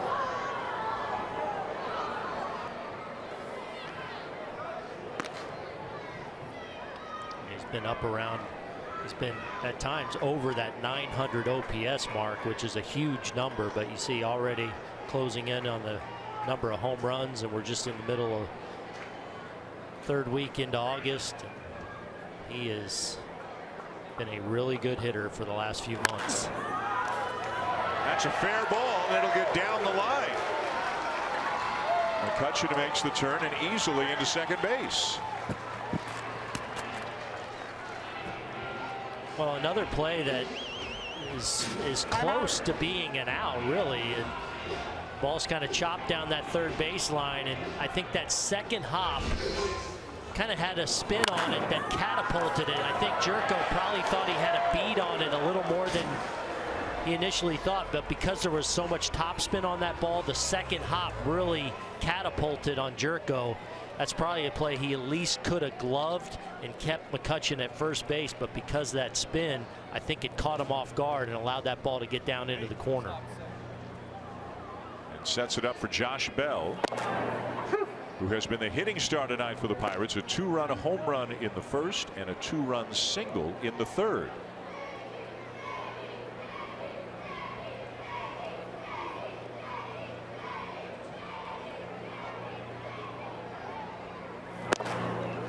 Inside corner, 0-2. This is somebody you talk about kind of building with the future for Pittsburgh, and Josh Bell's that guy that you highlight. You have Andrew McCutchen, who's the veteran. You don't know how much longer he could be in Pittsburgh, and Josh Bell, so dynamic. Ground ball to third. Jerko looks the runner back, and they get Bell by a half step.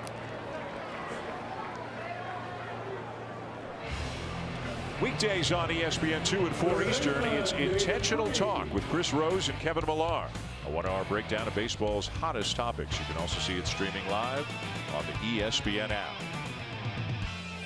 Bowman Field here in Williamsport. Capacity 2,600. Crowd 2,600. Lots of little leaguers, families from the 16 teams. I love that not only they have the nicknames on the back of their jerseys, but when they come up to bat on the big scoreboard, it says them as well as their introduction.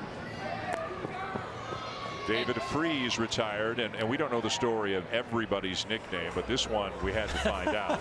So David Freese, or Dave, apparently he's got a dog named Bob, and apparently when he goes on road trips, he leaves his dog Bob with a guy named Bob, a friend of his named Bob. So to differentiate, he's got Bob Human and Bob Dog. And then his friend Bob got a dog and named it Dave. So now there's Dave Human and Dave Dog. So David Freese decided for his nickname, he's Dave Human. But the best is on the scoreboard, coming up to bat, yeah. Dave Human. I think it's a great idea by Major League Baseball. Just we talk about all the time personalizing these guys, getting to know them better. And yeah, we can talk numbers, and I'm just as guilty. You can go X and the O's with these guys, but so many great stories.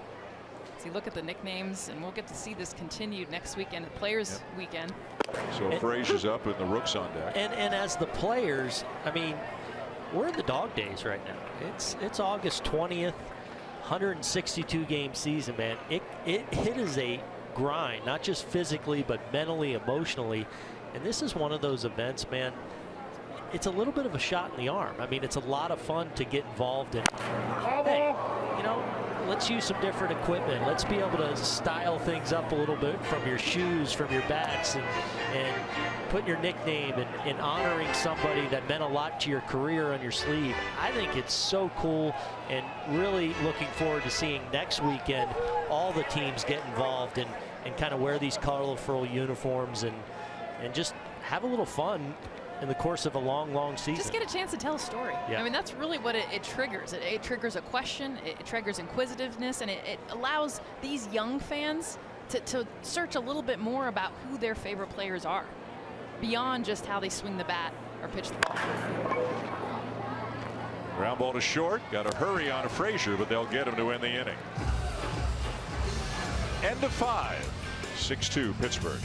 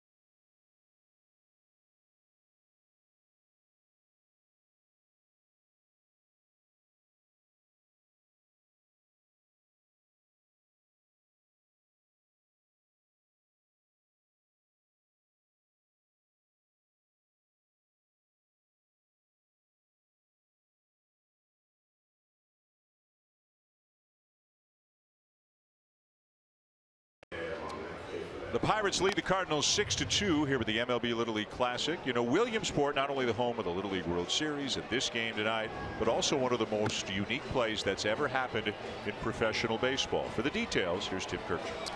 Thank you, Dan. 30 years ago on this field, a backup catcher named Dave Bresnahan brought new meaning to the hidden ball trick. He took a potato, he peeled it, he painted some red stitching on it, and he put it in a catcher's mitt and put it on the bench. Then he pretended that his catcher's mitt had broken during the game. He ran to the bench, got the new catcher's mitt with the potato in it. He put it in his right hand, put it behind his back, and with a runner at second base, he said, third base, I'm gonna pick this guy off. So he throws the potato to third. He hits the runner. The potato kind of bursts into 3 pieces. But the runner, of course, doesn't know this, so he runs home, and there, Dave Bresnahan tagged him out at the plate. So eventually, the umpires figured out what the heck was going on here. They gave the guy home plate, of course. Bresnahan was taken out of the game immediately by his manager, Orlando Gomez. He was fined $50, and the next day he got released.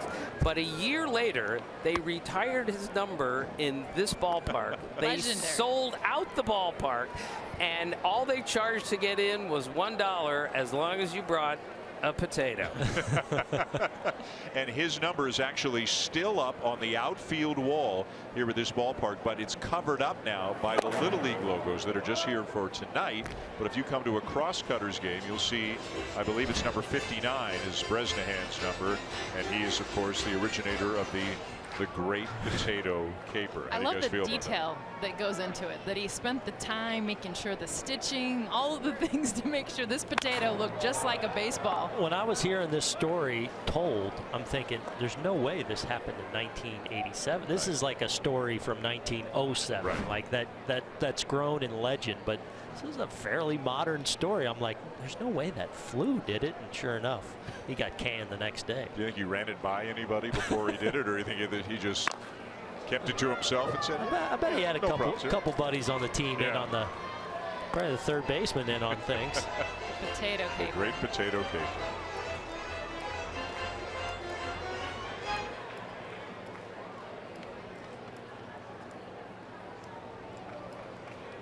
Dexter Fowler leading off the 6th for the Cardinals. 1 for 2 on the night. Cards down 6-2. After Fowler, it'll be Yadier Molina, then Jed Jerko.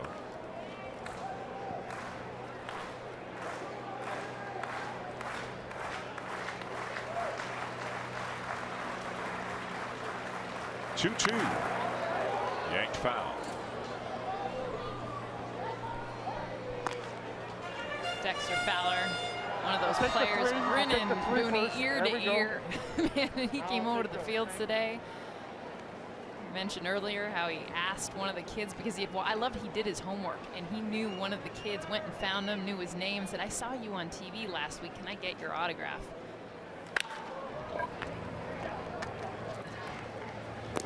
Retired on a ground ball, 1 down. MLB.TV every night, every device. Watch every out-of-market game, regular season game live. Plus, get a free subscription to Advance Premium, the #1 app for live baseball. Blackout and other restrictions apply. Visit MLB.TV for details. Tim, if you can't play nice down there, we're going to have to relocate you. Share the potato. Some fans improvising, getting creative to take in the game. At 2,500, 2,600, we got a few more out there. Yeah. Some down the third baseline out in the outfield. Remember Sebastian, one of our colleagues, was out here earlier. They were all camped out with their lawn chairs, picking out spots 4 or 5 hours before the game started. Get their spot.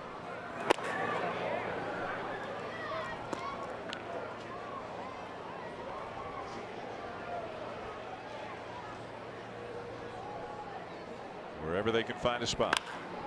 Molina lines it fair down the left field line. His second hit of the night, and this one's a double. Nova tries to run that two-seam fastball in on the hands of Yadier Molina, but he just simply beats him to the spot. That ball actually runs in off the plate, but watch him pull his hands in and get the barrel to it. And not only does he get the barrel of the bat to it, but inside that pitch enough to keep it fair down the left field line. One of the more difficult things to do is to take a pitch in off the plate and keep it fair like that. And another runner in scoring position now for the Cardinals. Nova now at 96 pitches. The batter, Jed Jerko. Hard hit ball to third, off the body of Freese. Throw to first, in time to get him. Great job by Freese there. It's a tough chance for a third baseman. Not much you can do other than to try and softly block this ball so it doesn't go far from you. You just kind of soften up your body as this ball's hit sharply. A great look at it right here. A little in-between hop, but because he's soft with his hands and his body, it doesn't get far away from him, and he calmly picks it up with the bare hand, no wasted motion, throws a strike across the diamond. Nice play on a tough chance by Dave Human. Not to be confused with Dave Dog. 2 down for Colton Wong, 0 for 2.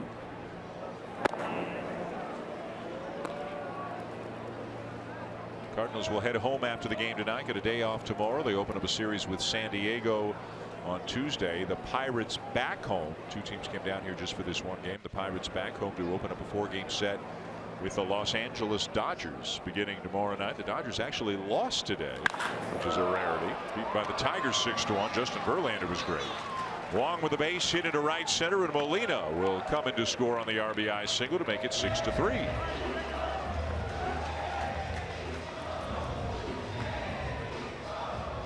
Colton Wong, high batting average in this month, has just been so consistent. He gets a pitch running a little bit away from him, and this is when you know he's locked in. You see that high leg kick, he gets that front foot down, and even though this pitch is moving away, he's able to stay through it, get it into the outfield, score a run.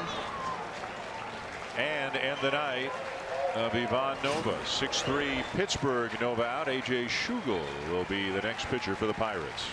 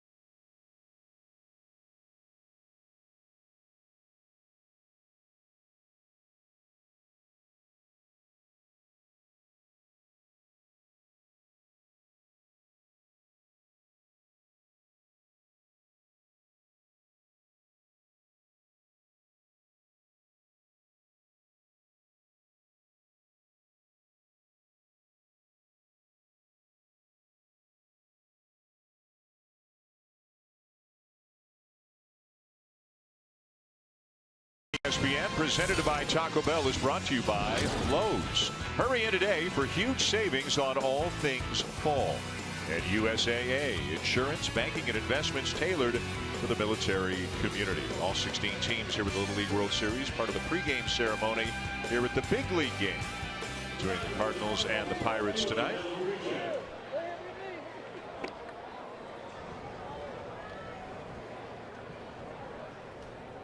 pitcher A.J. Schugel run in for the Cardinals, now down 6-3. Runner at first, 2 down for Randall Grichuk as we take a look at StatCast, powered by AWS. Big reason why Randall Grichuk has had success in the second half of the season is he's got the hardest percentage of balls hit, 95 miles and over at 40%. That's since the All-Star break. He's leading all Cardinals hitters, and even his ground balls, fly balls, when he's making contact right now, and that's a big thing. He had a lot more swing and misses in the first half when he was struggling, but when he gets that barrel on ball, he hits it harder than anyone else on this team in the second half. Having trouble getting barrel on ball here tonight. 2 strikeouts against Nova. And they've attacked him with a lot of high fastballs. Schugel, they're elevated a fastball. They'll also mix in a changeup as his main secondary pitch. There it is right there. That ball stayed up and out of the zone. That's a pitch he wants to get down. And Grichuk, so take a look at Schugel's Little League photo. Grichuk choking up a little bit on the bat now with 2 strikes. Part of one of his ways to shorten up now to try to eliminate some of those strikeouts. Schugel takes something off, and Grichuk strikes out for the 3rd time tonight. Cardinals get a run, but still trail 6-3.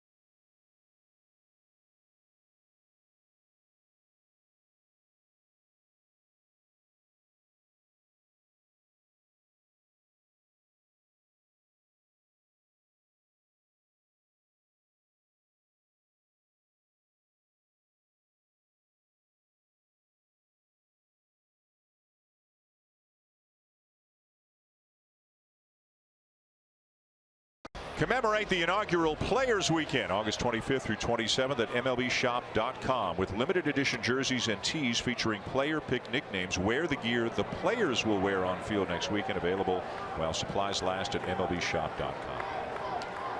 Bottom 6, 6-3 Pirates. Jordy Mercer leads it off for Pittsburgh.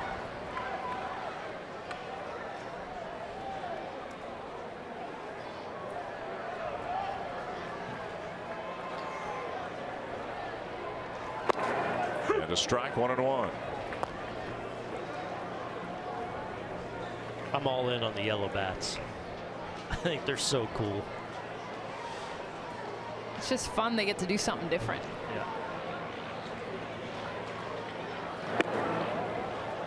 You can tell it's getting to that close to the 7th inning stretch as you see all the kids just wandering around, running around. They can only sit so long, you know.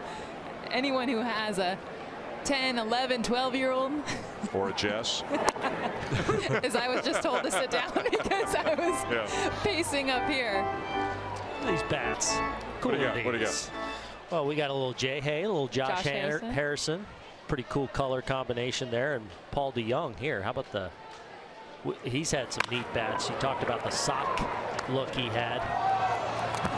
High throw, but out at first is Mercer. Carpenter down on the bag in time.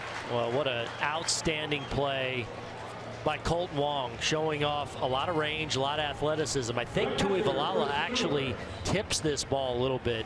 Not only does he go a long way, but it's not a real easy hop that he's got to deal with. Does look like Tuivailala catapults it a little bit, and to be able to get a lot on that throw, Carpenter able to just hold the bag. You see that ball off the tip of the glove, and Wong going a long way to record the first out of this inning.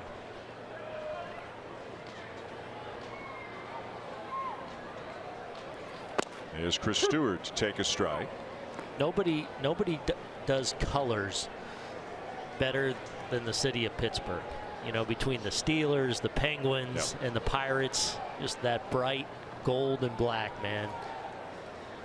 Whenever you say the word Pittsburgh, first thing I think of is black and gold. Stewart grounds out for the second out.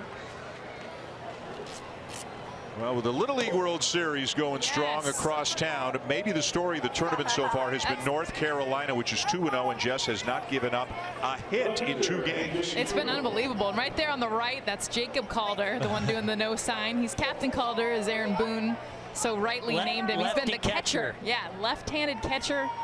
He's been the catcher of the perfect game, and then the no-hitter. They even gave me a hat. I got to sit down with Jacob. You would have loved it as a lefty. He did an entire tutorial on being a left-handed catcher. He's one of those that had the strike zone up here because he's smaller, and this was like the top of the strike zone where he wanted the goal. And they're really fired up. You got their lid on they right literally now. like I stood up and showed them, and they went through the roof. I've become an 11-year-old. I've got a jersey on, a cap on. Captain Calder, who's, I mean, look at the ears. I mean, just, is he not Little League? Just through and through. So they are 2-0 right now. And the team to beat, I would say. If you're going to pick a team from the U.S. that's looked the best, it has been that team from Greenville, North Carolina. They're into a U.S. semifinal against Texas. Remember, though, it's double elimination, and not both teams are undefeated. So even whoever loses that game will still have a chance to come back around and get into it. As Schugel, the pitcher, draws a walk. So on the U.S. side, so far so good for the likes of North Carolina and Texas, both 2-0. On the international side, it is Canada and Japan who are 2-0. And if you guys will indulge me, let me wave the flag a little bit. The kids from White Rock, BC are playing great right now. They've beaten Italy and Venezuela. Where's your Canadian hat? It's in my bag. Jersey? Come on, I need to. Andy told me it wouldn't look good on top of the headset. We'll see. You go look at. I went under. I'll teach you. You'll teach me. You're right. So, but they've done start well. With the hill. Yeah, the first time they're 2-0. I think I heard Carl or Adnan say a little bit earlier today. The first time Canada's 2-0 since I believe 1998. Well, Lufkin, Texas, though, has a pitcher that should be rested and ready to go for North Carolina in their next game. And Hunter Ditzworth, I believe, is his name, and he will be a tough customer for that North Carolina team to deal with. There's a look at the Southwest team from Lufkin, Texas. They've been impressive as well. They beat Connecticut today. There's a lot of empty food boxes on that dugout too, right in front of where they're sitting. They're chowing down pretty good tonight. Marte fouls it off. There was also a catch made today, not here. There's a junior World Series going on as well for, I believe, 13 to 15-year-olds, and I don't know if you guys have seen the catch. Oh, it's gone viral. It's as good a catch as you will ever see in your life by anybody, as a center fielder went hurtling over the wall to make the play. And we'll see it tonight on SportsCenter. That got a piece of Marte. And Schugel will go up to second, so 2 on with 2 out now for the Pirates. Let's go down to field level again. Here's Tim Kirchin. Dan, I'm on my knees, by the way, right now, so no jokes up there, okay? I'm with Jacob of the North Carolina team. This team has been unbelievable so far. 2 games, you're the catcher, you have a perfect game and a no-hitter. What is going on here? We just have lockdown defense and pitchers. It's been amazing. What has it been like for you as the catcher to be a part of, like, history at the Little League World Series? It's amazing. Me and him share catching time, and it's just awesome to be back there and have fun. Carson, tell me, have you met a major leaguer today, and what has that been like? Yes, I met Yadier Molina, which is very exciting because, you know, he was in the All-Star game and I saw him play, and it was very cool. And what did you and Yadier talk about today? Well, it was just kind of like, hey, what's up, dude? That kind of thing. It wasn't anything major. Did you say what's up, dude, to Yadier Molina? Possibly. What has this whole experience been like for you? Not just being at the Little League World Series, but being here tonight, being this close to a major league game, and actually meeting major league pitchers. Well, the major league part's very cool because, you know, some of these players went through the Little League World Series, and, you know, most of them played Little League. And it's just cool to see them, you know, because they're still playing baseball now. So, you know, maybe I can do that or someone here can do that. And Jacob, last thing, what's it been like for you to be around some Major League Baseball players this week? It's been so cool just to shake all hands with them. I've been to a lot of MLB games, but it's never been like this. It's been so cool to meet all the players. Well, thanks so much, and keep up the great work, fellas. Dan, back to you. Tim, thank you. North Carolina 2-0. Haven't allowed a hit yet in the Little League World Series. They'll play Texas on Wednesday.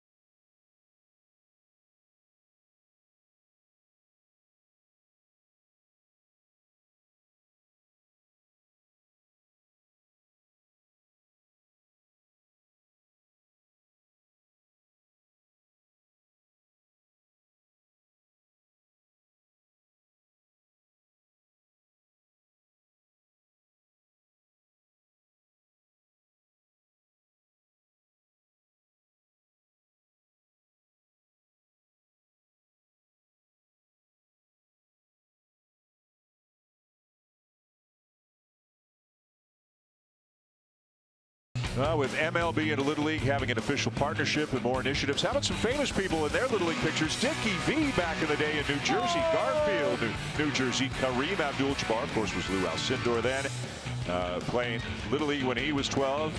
Famous actor Tom Selleck and George W. Bush, the 43rd president of the United States. So this is some great Little League pictures. And now the commissioner of baseball, look what he's got in his left hand. He's doing some pin trading right now. This is a big industry around these parts. The pin trading. I'd say more so than the food and the ping pong, watching the kids, and Rob Manfred right now. I think he's got some good pins. They're probably official MLB pins, maybe commissioner pins. I've been trading some pins as well. Yeah. He looks like he's more pin giving than pin trading.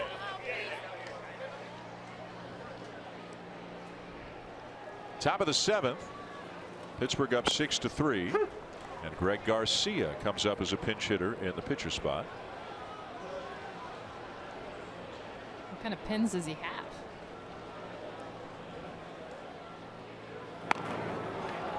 This is a good bunt, going to stay fair. That'll be a base hit for Garcia.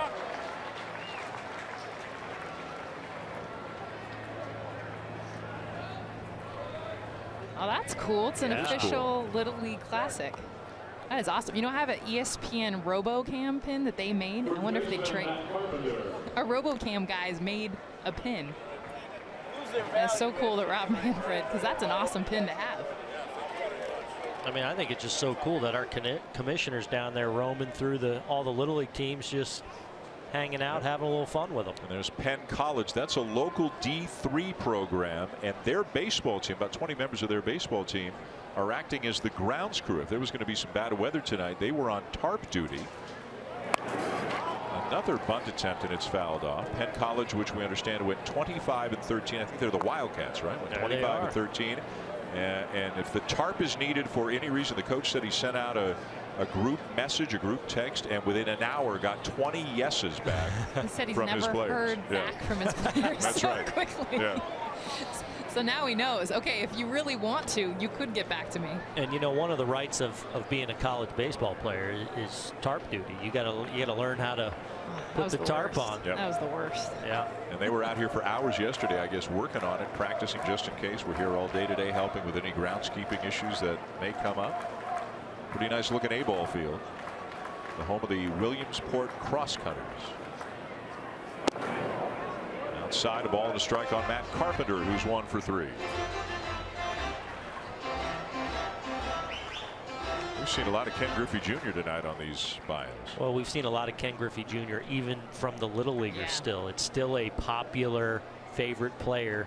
You know, not surprisingly, especially from the Walla Walla team from Washington.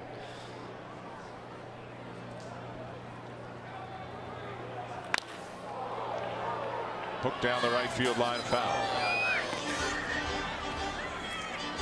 Of the retired players, you of course get a lot of David Ortiz, a lot of Derek Jeter, but a lot of the kid, Ken Griffey Jr.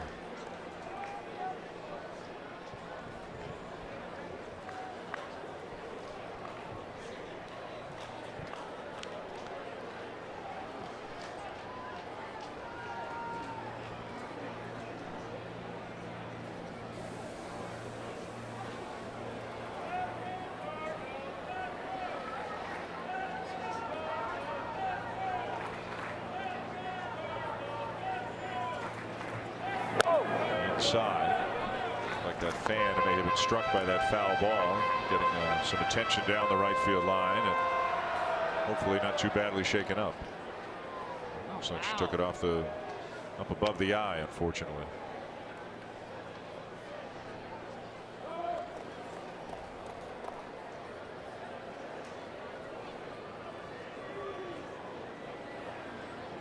And a swing and a miss by Carpenter.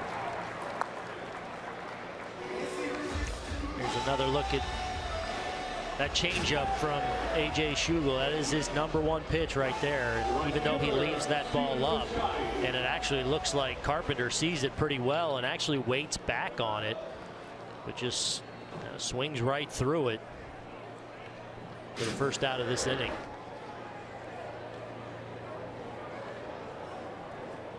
Stephen Piscotty, the batter, he's 1 for 3, had an infield hit back in the 3rd.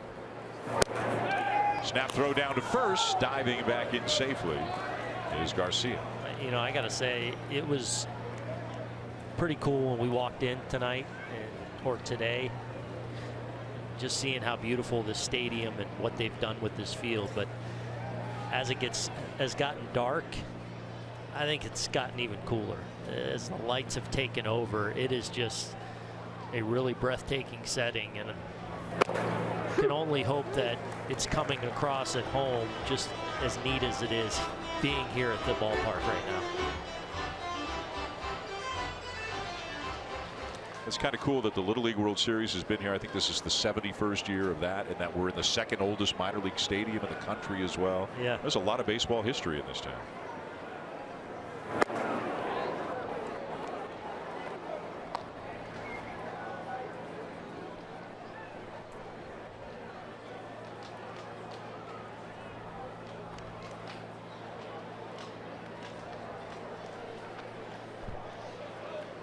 You got another math fan there, Jess.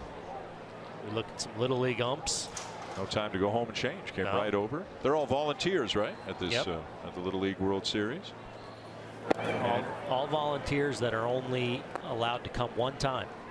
So it allows them to get so many different umpires that volunteer their time across the country. As we look at Jerry Davis, the home plate umpire, who got a chance to work a couple innings this afternoon over at Lamade Stadium. Worked at second base for a couple of innings of that game, volunteering his time. Yep.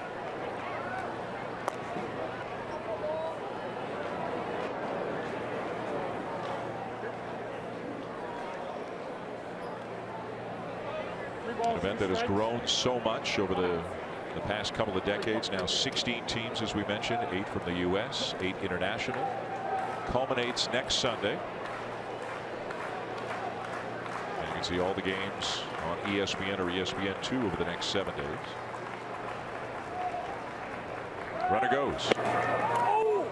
And the pitch was ball 4, so don't worry about the throw down to second. Stewart made a great throw, but all for naught. Yeah, he did make a great throw on what looked like probably caught the bottom of the strike zone here. Jerry Davis signaling that the pitch was down, but certainly looked like it probably had a piece of K zone at the bottom of the zone. Well located, definitely lighting up the strike zone. Jerry Davis calling it just down. Jerry, one of the tighter zones in Major League Baseball, and there A.J. Schugel head down, frustrated he didn't get that call. That would have been an inning double play.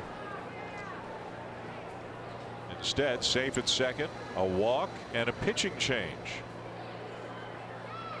And Schugel will leave. 6-3 Pittsburgh. As the Pirates head back to the bullpen, we'll set it up for you when we come back to Williamsport.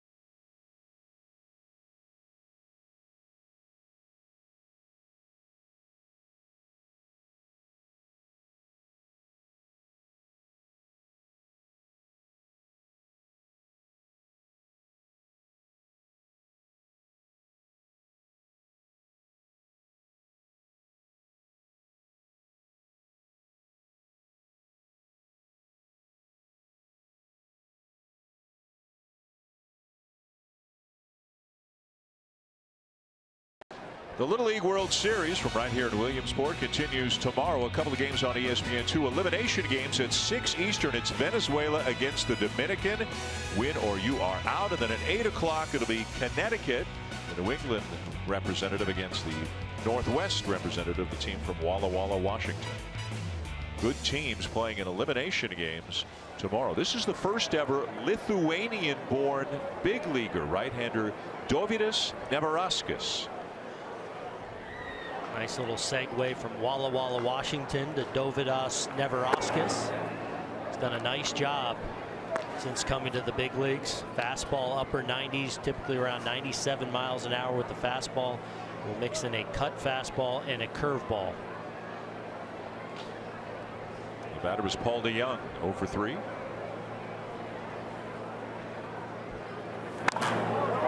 Nebraska's was called up Saturday from Indianapolis, had 12 saves and a 2.77 ERA. This is his 4th stint with a big club this year. Was signed by the Pirates as an undrafted free agent back in 2009. You know, we talk about the Little League World Series and teams from all over the world competing, and now we look at the first ever big leaguer from Lithuania. We've seen players in recent years from Brazil, a handful of players from Brazil in the last decade making the major leagues. It's not, you know, we've become used to Venezuela, the Dominican, Japan, South Korea, and so on, but the sport continues to expand globally. It really does, and you really see it at the Little League World Series, obviously with teams from all over the world, but you're seeing countries get better and better, it seems like, each and every year when they get to the World Series. So like Team Italy, they've lost a couple games. They're way more advanced than they were several years ago. Same with Australia, same with Team Canada. They look like they're getting stronger and stronger. Well, remember too, with the Summer Olympics, baseball returning, softball returning, 2020 to Tokyo, a lot more countries are now giving more support. Ground ball to short, not hit that hard, and as a result, they'll only have a chance to get the one out. Time. Well, we've talked about the players, we've talked about a lot of groups. We haven't talked that much about the coaches who are here coaching Little League, and we have a Little League coach in our midst from Fort Park, California. So first-year coach, coaching my son's Little League team in Moore Park, California. Oh my goodness, what an experience for anybody who has coached Little League. Of course, my son's age was the 5 to 7-year-old range. Okay, so we're talking coach pitch, which is really actually machine pitch. They just call it that. Yeah. I mean, they're doing dirt angels. I mean, you think like I'm coming in coaching. Of course, me. I'm like, all right, we're gonna get into all this stuff. I'm just trying to direct them where first base is, not the pitcher's mound, to kind of eliminate a little bit of the dirt angel. I told the story the other day where one of the kids, a line drive was hit over his head, and he's doing a dirt angel. I'm like, John, the ball that was hit over your head, and he looks at me and he's like, but I'm doing a dirt angel. like why would I enter? I know, right? And that's that age. I think you got to lay down the law when your shortstop's doing dirt angels as the pitch is entering the zone. We got to nip that in the bud right there. But he's 6. I mean, I'm telling you, it was so much fun to see the love. Are you coaching next year? Joy. Probably not. I'm going to wait till I can maybe coach a little bit more of like, you want to get through the dirt angel stage? Right. You hit. Right. This is how you field. We did a little bit of that, but most of it was just you forget how you don't know the rules. You're just learning the game and really just the love of it. The looks on their faces just playing catch. If you go out for ice cream at the end, right? It's a win. Right. That's get all some that sprinkles. Yeah. The game ball was always a big thing. Who's going to get the game ball at the end? The big leaguers still do that. The Mets have a crown that a player gets after every win. Still a big deal. It's okay for the big kids to act like little kids every now and then. And you guys know this too, but coaching your own kids, and that's where a lot of these Little League moms and dads that we've met, their kids are on the team, and they've talked about how that fine line, trying to not be the hardest on your own, it's not an easy thing.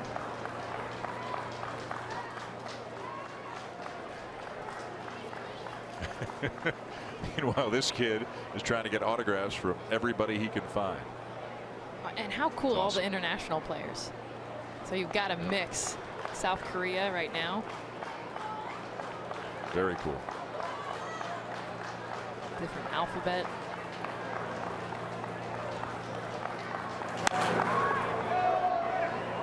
This is now, though, a big spot here for Dexter Fowler, who's been so good in this situation, especially as of late, as Jess highlighted in the open. This is a guy that has really solidified that number 4 spot. I'm talking to Mike Matheny, just a lot of big hits in that spot. And here, as the tying run here in the 7th, in a big spot against a hard thrower. 2 on, 2 out, and a ball and 2 strikes the count.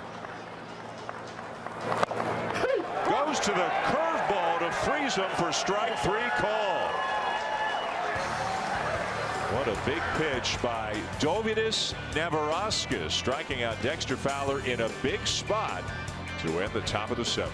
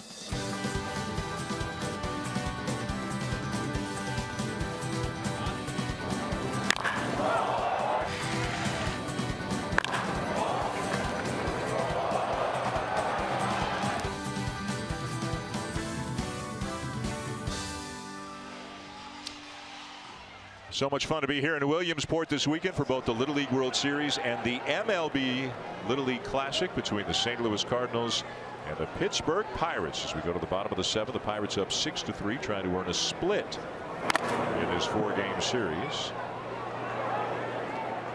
Pirates got started early. They had 3 in the first, 2-run homer in that inning for Josh Bell, 3 more in the third, 2-run single in that inning for Josh Bell. Tough night for Mike Leake, and it's 6-3 Pittsburgh. The Pirates in 4th in the National League Central, 7 games back of the division leading Cubs. The Cardinals are in 3rd right now, 3 games back. Milwaukee, which won today, is now just 2 games back as Brett Cecil comes on for the 60th time this season. It's really been an up and down season for Brett Cecil. Signed in the offseason to a multi-year contract to help bolster this bullpen. Got off to a really rough start, but then settled in June and July, pitching outstanding, but a little bit more struggles here in August. And again, with Trevor Rosenthal going down, the troubles they've had closing out games this year, Cecil performing well here the final 6 weeks of the season it is really important. And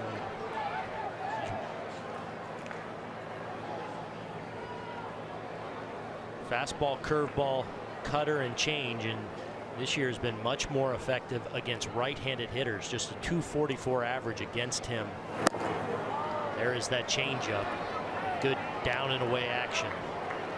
For out number 1 here in the bottom of the 7th. A look at the National League Central. And it is a close race right now. 3 teams separated by 3 games. It's Milwaukee that actually has led for the most number of days this year, and they're in second place right now. The Cubs have the lead right now. Yes, Cincinnati led the division back in April for a while. The Pirates, the only team in the NL Central that has not enjoyed a single day in first place. Here's a swinging bunt. Cecil will flip it to first in time. Bell retired 2 down. Meanwhile, in the National League wild card race, for a long time, it was just kind of generally assumed that Arizona and Colorado would get those 2 spots. But guys, they're coming back to the pack a little bit right now. They've both lost 7 of their last 10. And maybe if you're a Milwaukee or a St. Louis, you've got another avenue to try to get into the playoffs. Well, and I think it's been honestly nice to see nothing like the AL wild card. It's incredible with 8 or 9 teams, but I don't think you want it to be a shoe-in, especially leading into September when it gets really fun. When you start to think about, okay, every game matters now because not only divisions, but right now the wild card races. So just to know that Colorado and Arizona don't have it as a lock, I think is a good thing for baseball. David Freese is 0 for 3 tonight. I love that. The rock star. Yeah. Total 11-year-old answer, right? I'm not a baseball player. I'll go with rock star. Favorite superhero, Batman. Frozen Reese's. I don't Can't think go I've wrong. ever had those. Where are you from? Jessland. Never had fried dough. Never even heard of it until I got to Williamsport. Learning all kinds of stuff. 2 down to the bases empty. A ball and 2 strikes. The count on Freeze. And the changeup misses outside. Pin trading, shirt signing, trading balls, signing balls for each other. Doing some cheers. Yeah. Lots of photos between the teams. And you guys have seen this too. How many times have you seen in the last couple of days where one kid will hit a home run and the opposing first baseman or third baseman will high-five him on his way around the bases? We even saw Japan today hit a batter and went over and shook the batter's hand at first base and apologized for hitting him. This kid is loading up. So he finished with Team Japan. Now he's making his way through Team Canada. Gonna run out of shirt before the night's out. It's a great idea. Get the plain white tee, fill it up. Change up away to get him swinging. 3 up, 3 down with a couple of strikeouts for Cecil.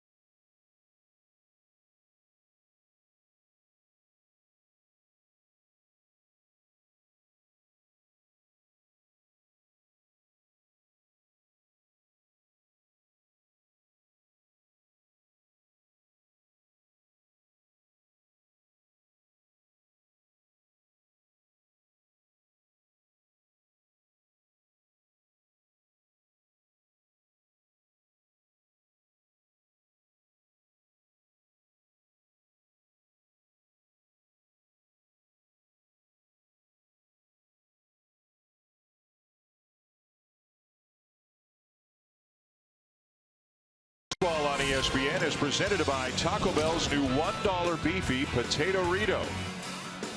And in part by Lyrica and Hyundai. Francisco Cervelli on the DL right now for the Pirates. He's from Venezuela, spending some time with Team Venezuela. That's Gregory Polanco.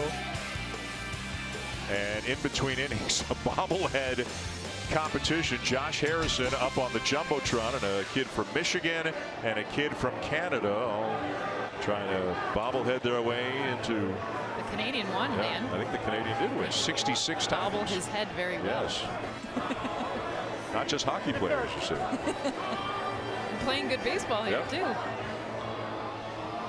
Day off for some teams tomorrow. There are 5 games tomorrow, a consolation game and 4 elimination games at Volunteer and Alameda Stadiums here in Williamsport.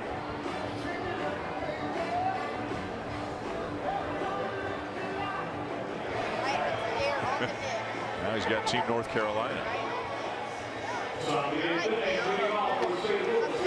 He's a smart kid. New pitcher for the Pirates is Juan Nicasio's had an outstanding year, on for the 61st time. Outstanding strikeout to walk ratio.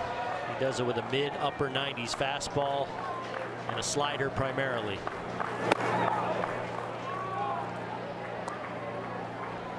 Yadier Molina, 2 for 3, has also reached on an error. He'll be followed by Jed Jerko and then a Colton Wong.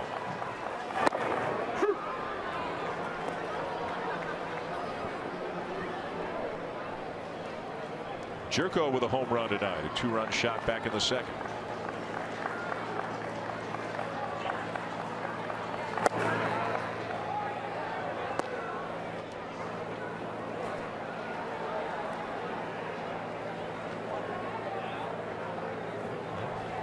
Puerto Rican flag in honor of Yachty. Puerto Rican pride behind home plate there.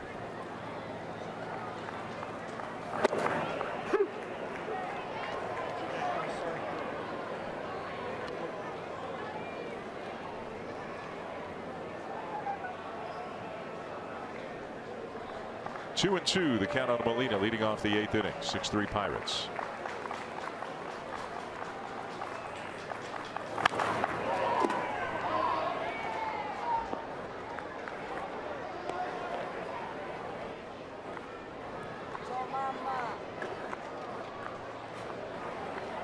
Not a bad seat in the house, and the Little Leaguers seem to have gotten most of the best ones. Getting some good locations, and deservedly so.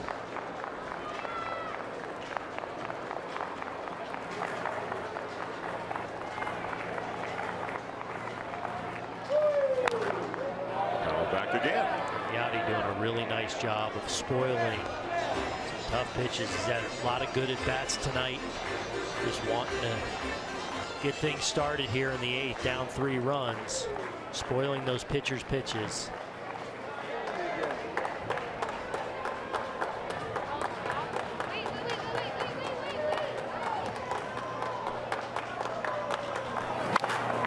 Spoils another one.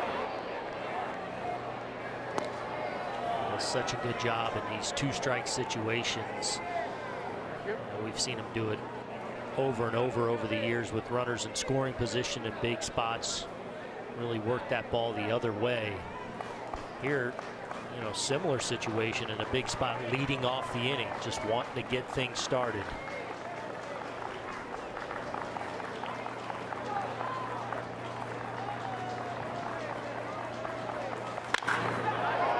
Hit ball up the middle. He's rewarded with a base hit.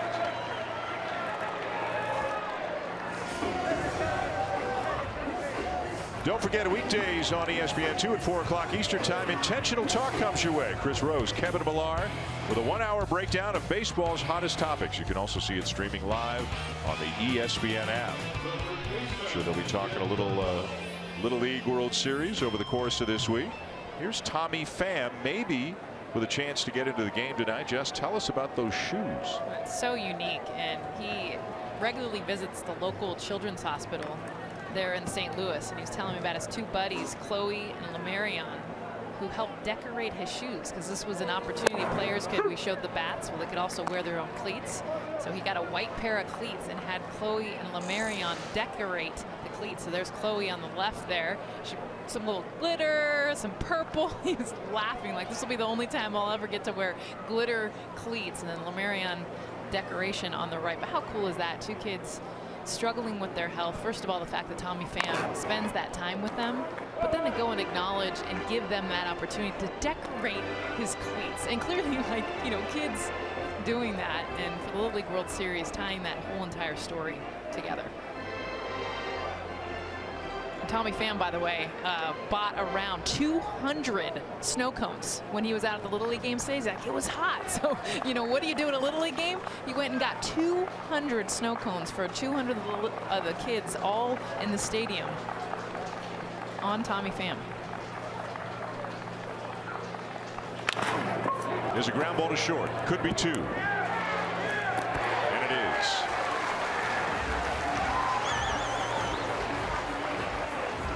You see Tommy Pham over there on the bench. As we touched on, just a nice night off for him, who's become a staple in this lineup, having such an outstanding year. Over there getting ready for what he hopes is a potential big at bat with that pitcher spot a few spots away. He's rocking some cool socks too. I mean, multicolored, and those cleats. I mean, that's special.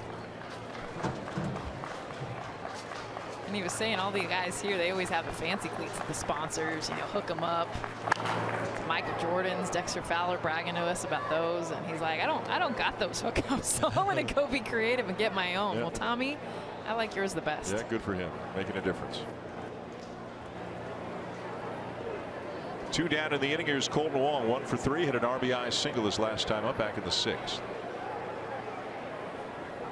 Cardinals down 6-3. Pirates looking for a split of this 4-game series.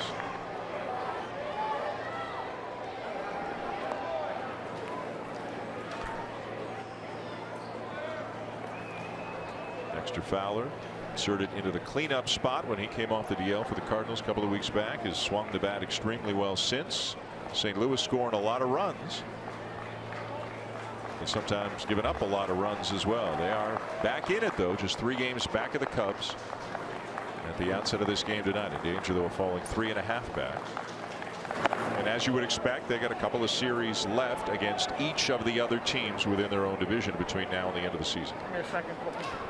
They've at least got themselves back into position to where, you know, if they play really good baseball here the final 6 weeks of the season, got a real opportunity to get to the postseason, not only to potentially catch the Cubs and the Brewers ahead of them, but now, as you guys have touched on, perhaps the NL wild card back in play. Bouncing ball to first, backhanded by Bell, covering Nicasio, and that's the inning. No runs, a base hit, and a man left. We'll go to the bottom of the 8th. 6-3 Pirates.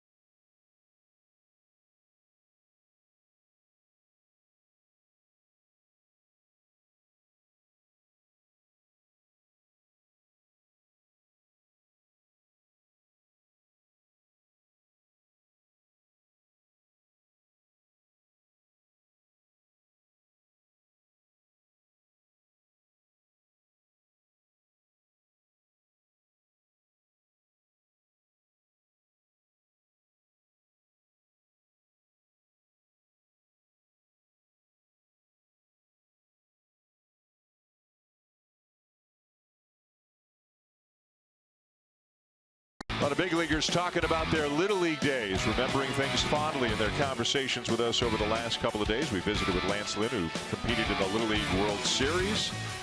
As did Randall Grichuk, Max Mora, 3 players in this game. There's a young Andrew McCutcheon.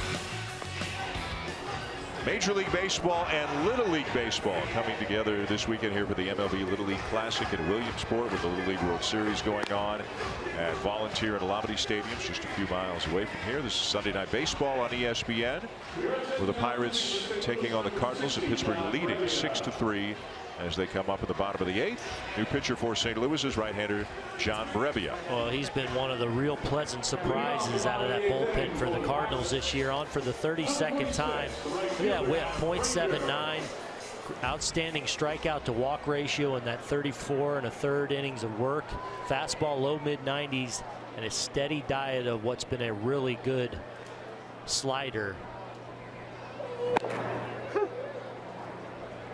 Backdoors in a slider for strike one, call to Adam Frazier, the Pirates right fielder, who's 1 for 3. And himself an RBI single back in the 3rd.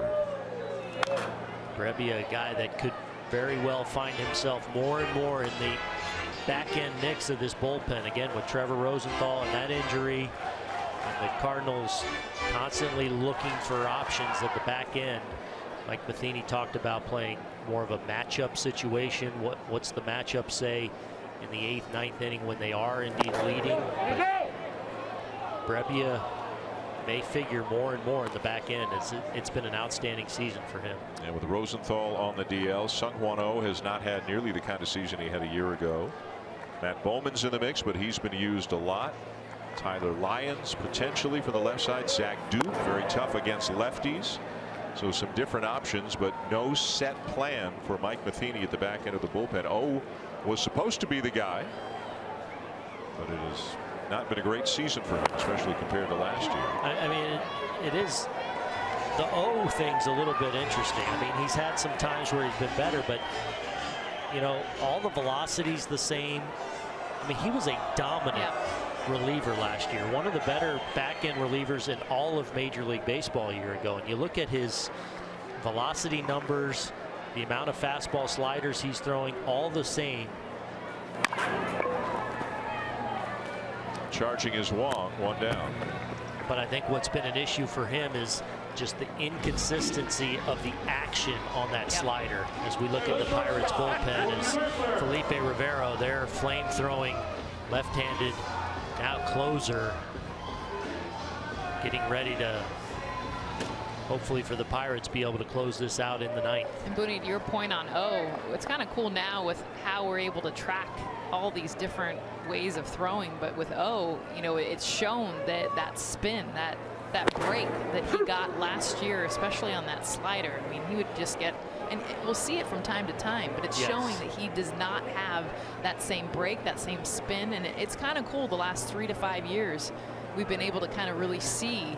So not just guess why they're not being able to, especially when the velocity's there and they're healthy. You can actually measure it.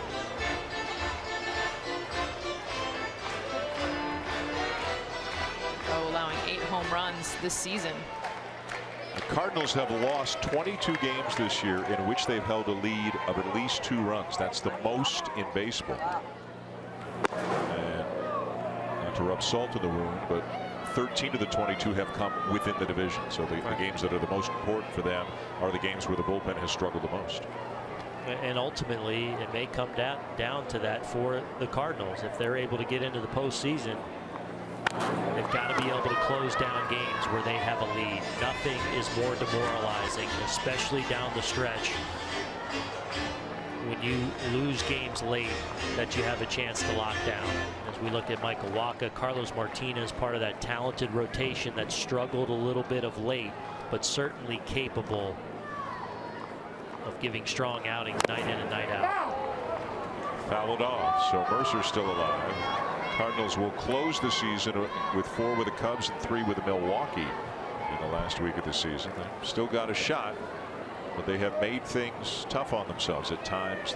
It's with the bullpen at times, the defense at times, the base running. Swing and a miss, 2 down.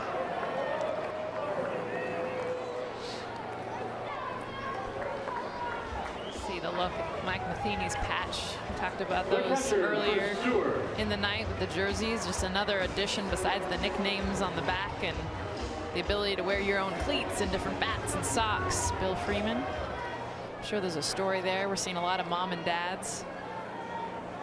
You know, Booney, you talked about a coach. For me, a role model. It's just an awesome way that MLB is trying to show ways to personalize these guys even more.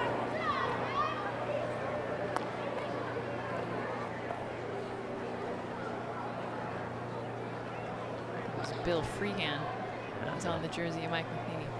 Old outstanding catcher back in the day. See a lot of mom and dad from a lot of these guys. And that's for sure the go-to. I mean, it's hard to not get to that point without support internally from your family, whether it's an uncle, a grandparent, a sibling. Mom and dad, huge. You're getting a look at why John Brebbia has been so strong this year.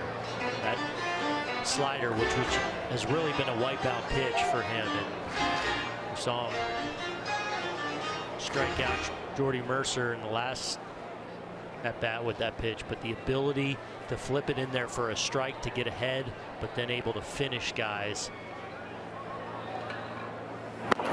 That one.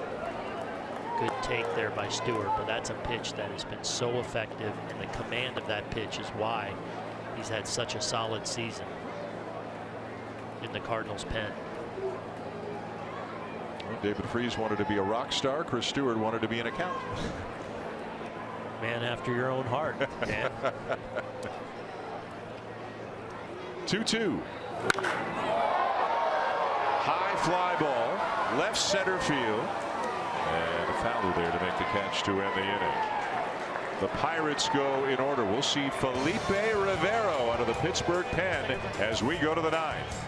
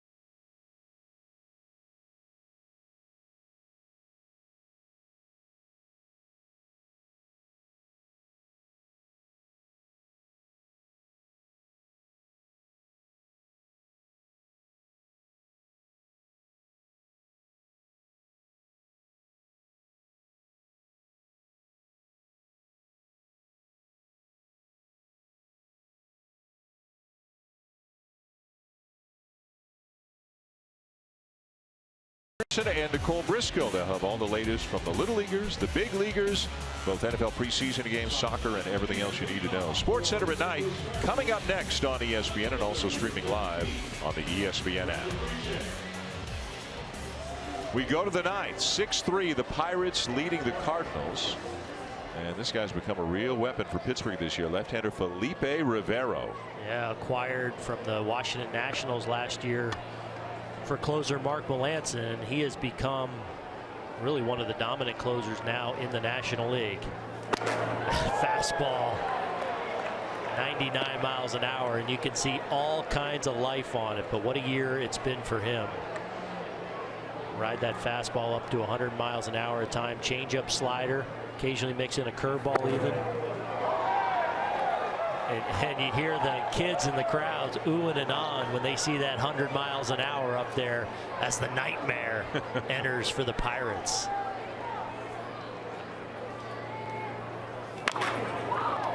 Bounced foul, 1-2 on Randall Grichuk.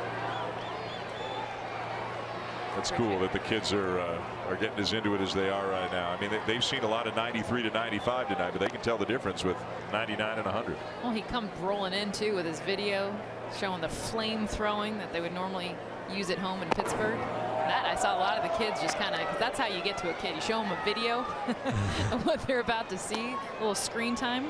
All of a sudden they locked in. Who is this guy? I want to see. And then that first pitch, 99, they're like, all right, I'm locked in.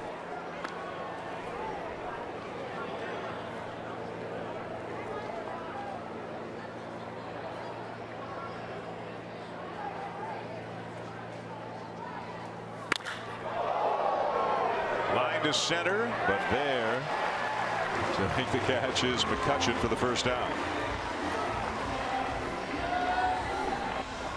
Oh, just continue to pour in that fastball. 3-run lead, not messing around. Grichuk finally timed it up and hit it pretty well to center, but right at Andrew McCutchen. So one down to the ninth, and now here's Tommy Pham. Another big part of the success that the Cardinals have had more recently. He's really had a great year, given a chance to play. Not that he was an afterthought at the beginning of the season, but I don't know that anybody projected he would play as much or do as well as he has done this year. He has been a real revelation for the Cardinals.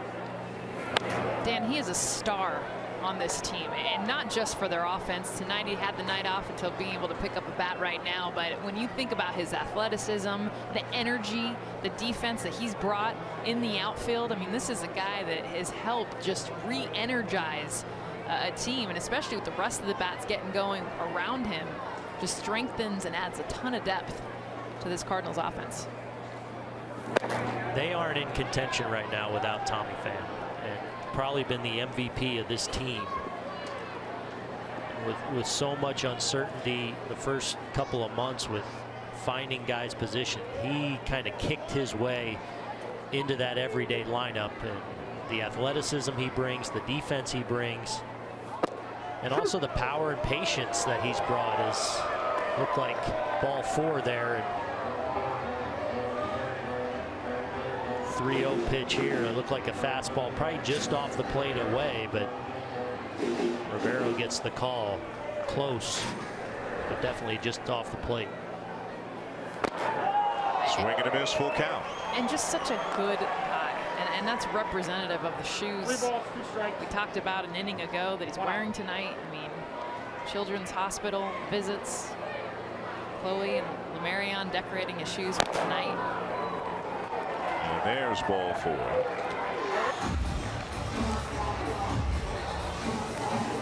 So Pham down to first. And here comes Matt Carpenter. Felipe Rivero has held the last 37 left-handed batters that he's faced without a single hit.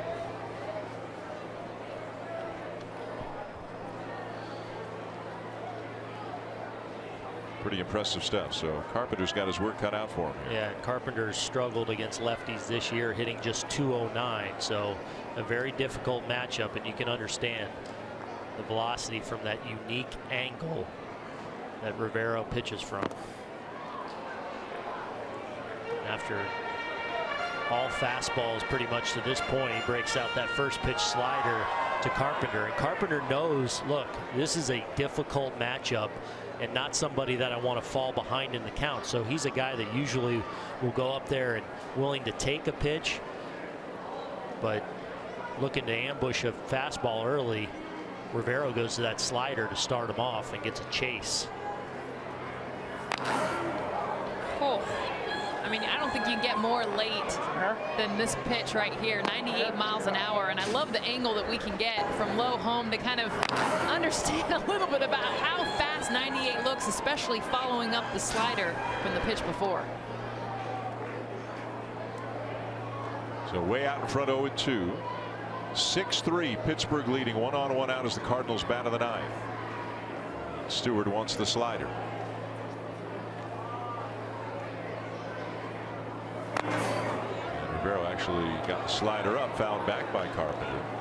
By the way, guys, we are told that when the game ends, whenever that is, in the spirit of the little leaguers again and sportsmanship and so on, we are told that the two teams are going to go out of the field and there may be some handshakes, kind of like at the end of a hockey series in the playoffs. So it's not something you see in a major league game, but given the fact they're here in Williamsport, the little leaguers do it after every game. We're told that that is a possibility tonight.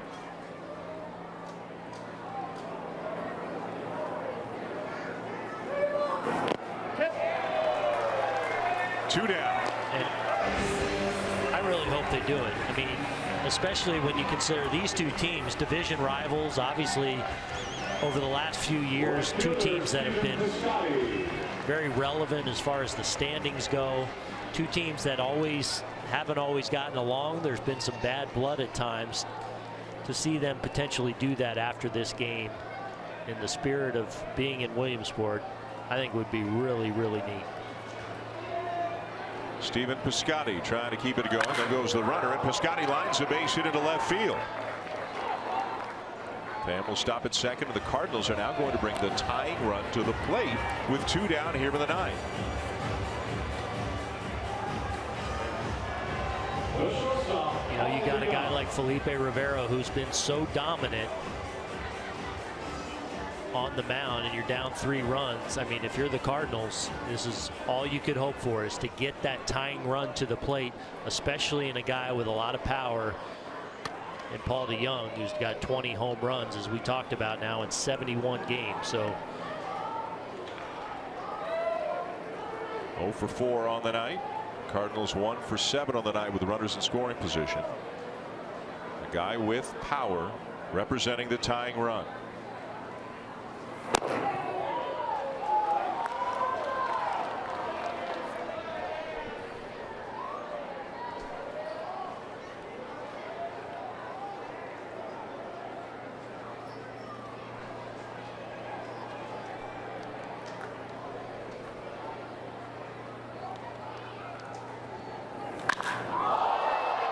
Driven to center field deep, but playable about 400 feet away. And the Pirates win it 6-3 to split this 4-game series. And a good time was had by all.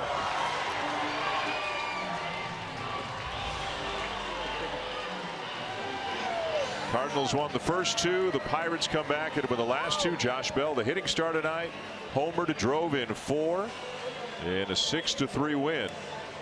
As DeJong got a lot of it, but not quite enough here at Bowman Field to hit it out of here. Well, the Pirates, as we talked about, having lost 6 of 7, and that's including a win last night, now have gotten themselves a couple wins in a row, as we see the Cardinals and Mike Matheny waiting for them to come out to shake hands. The Pirates trying to make a push here to hang in this race, as it looks like both of these teams will at least be playing meaningful games these final 6 weeks of the season.